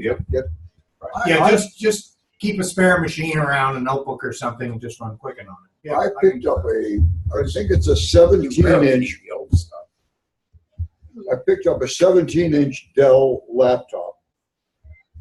I think it's a 500 megabit hard drive. It's not a Celeron. Maybe it's i3 processor. I think I paid $60 for it. Yeah. Everything is clean. Everything works fine. I'm keeping that as my primary machine. The one that I go to try to even try new stuff out. Because between this one, my wife's machine, I got several other machines. Part of my problem, I go back to Ray Zimmerman years and years ago. He said, my problem is I don't have a machine. I have, 15 machines and trying to figure out what's going on with each machine and trying to keep things somewhat similar so I don't get totally lost every time I go to a new machine. It just gets very time consuming and maybe that's part of being a Microsoft developer kind of has to stay with Windows somehow. That's true. There's something about Quicken. I used Quicken for 20 years. And by that is I really have not moved to QuickBooks yet. But the thing is if you want to take your Quicken data and migrate it or transfer it over to QuickBooks, they have utilities to do that. That's what I was curious. I did check on the QuickBooks website probably last month when I was starting to think about it. Well, that's what I'm curious. And you depending on which version of Quicken you get, of QuickBooks you get, because there's several. There's versions that must reside on a computer, Mhm. and you pay whether you're a charitable tax-free organization or whether you're a sole proprietor or whatever. There are versions for that, and those versions must run on the machine. And then there's a version that runs in the cloud. Mhm. That's 100% on the web, and the two are not compatible with each other. You pay to upgrade, if you will, to go from one to the other. But either will import Quicken data because they know that they want to get people that have Quicken, to come over. That's just it. You gotta make sure it goes back as far as your data goes back. Well, and plus my wife uses a copy on her computer to keep her sole proprietor stuff, and she said, it's too late. I am not going to switch to a new method of doing things. Runs her Of business. course, when Quicken switches to a new method, she's going to switch. She Well, just doesn't realize. Quicken used to be an Intuit Right. product, and it's no longer Intuit. It's Quicken Corp. They sold it, and it's Quicken Corporation, and they do Quicken loans, and they do other stuff. QuickBooks, but Quicken has Quicken loans. QuickBooks is not Intuit either. Intuit now is TurboTax. No, Intuit owns TurboTax and QuickBooks. Oh, They and sold Okay. Quicken. They sold Quicken, And yes. the Quicken loans, I think. Is QuickBooks now? Is tied in with Schwab Investments. And I think Intuit lost their mind. I think so too. But at any rate, what happens with Quicken is the older version, which is basically the Intuit version that they've just been keeping up, is 2017 is the version I have now, and it's good for 3 years. In terms of being compatible with banks and downloads and importing data. So after 2020, you're forced, basically, it'll no longer function with your bank. You can manually enter stuff in, but you can't connect to the banks and the credit card companies. So I went ahead and purchased, they had a Black Friday special, and you could get 2 years worth of license, because now it's like Office 365. It's, you're leasing it or licensing it. So I do have the current version of Quicken, but I would love to go to QuickBooks, but who knows? Anyway, we'll see. By the way, I wrote a database. Me and Gene, remember Gene? I can't, what I'm talking about. All right. He originally wrote a database. Actually, somebody else wrote a database who I forget it. It was a woman who ran the Access group that I took over in 2003. That's how long ago that was. All right. I can't remember now. Either Betty something or other, I think, but I don't remember. Sheila ran the office part of it for a while. I took over from her from that. But anyway, so Gene was working with the database, and he did stuff, and we sat down and we spent about 8-9 months working once a week and putting together a database to keep track of membership and dues. That's all it did. It didn't really do anything other than that. Still works. Jay had problems with it because Jay's mind would not think database. He kept thinking spreadsheet. So he would just copy the tables and do something with them.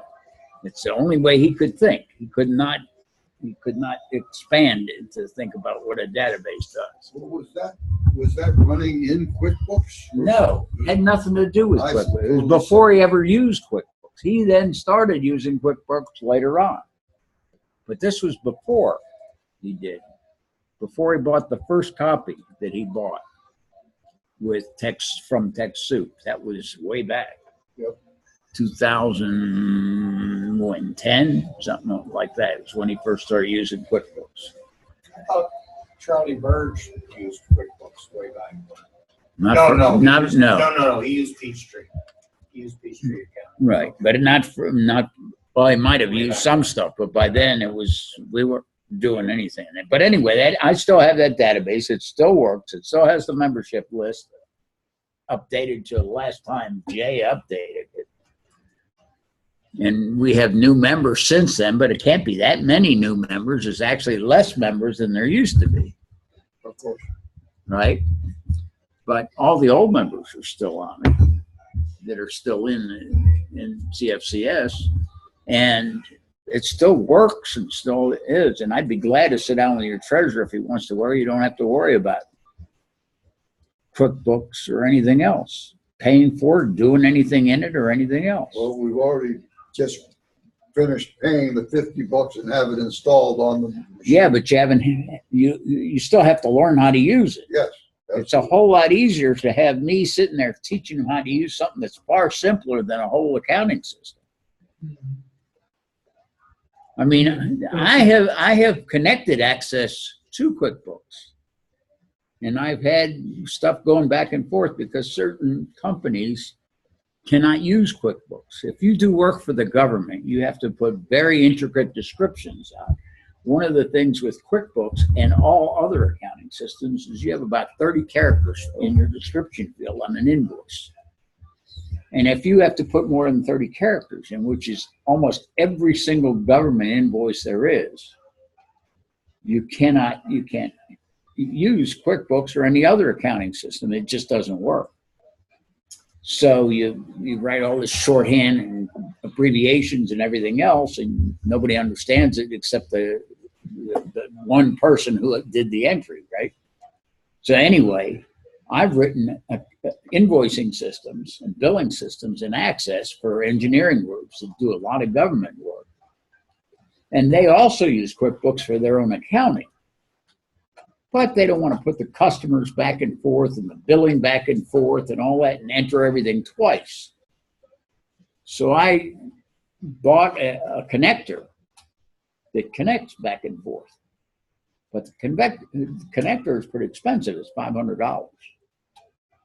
But for a big company, that's peanuts, you know. They didn't care. But anyway, it writes back and forth between every version of QuickBooks and their Access databases. And I haven't talked to them since last February, I think. So everything's still running fine since then. I did it like 2 or 3 years ago. And it's still running, still working. To keep track of members and dues, all you need is a simple database, really simple. You don't have to do a whole lot of busy stuff. You need the members and the date they joined and the date they paid the dues. That's it. You know, you don't need a whole lot of stuff. You don't need a whole accounting system with invoicing and checking and this and that and the other, because there isn't that much to do it. And CFCS writes how many checks a month? What, one?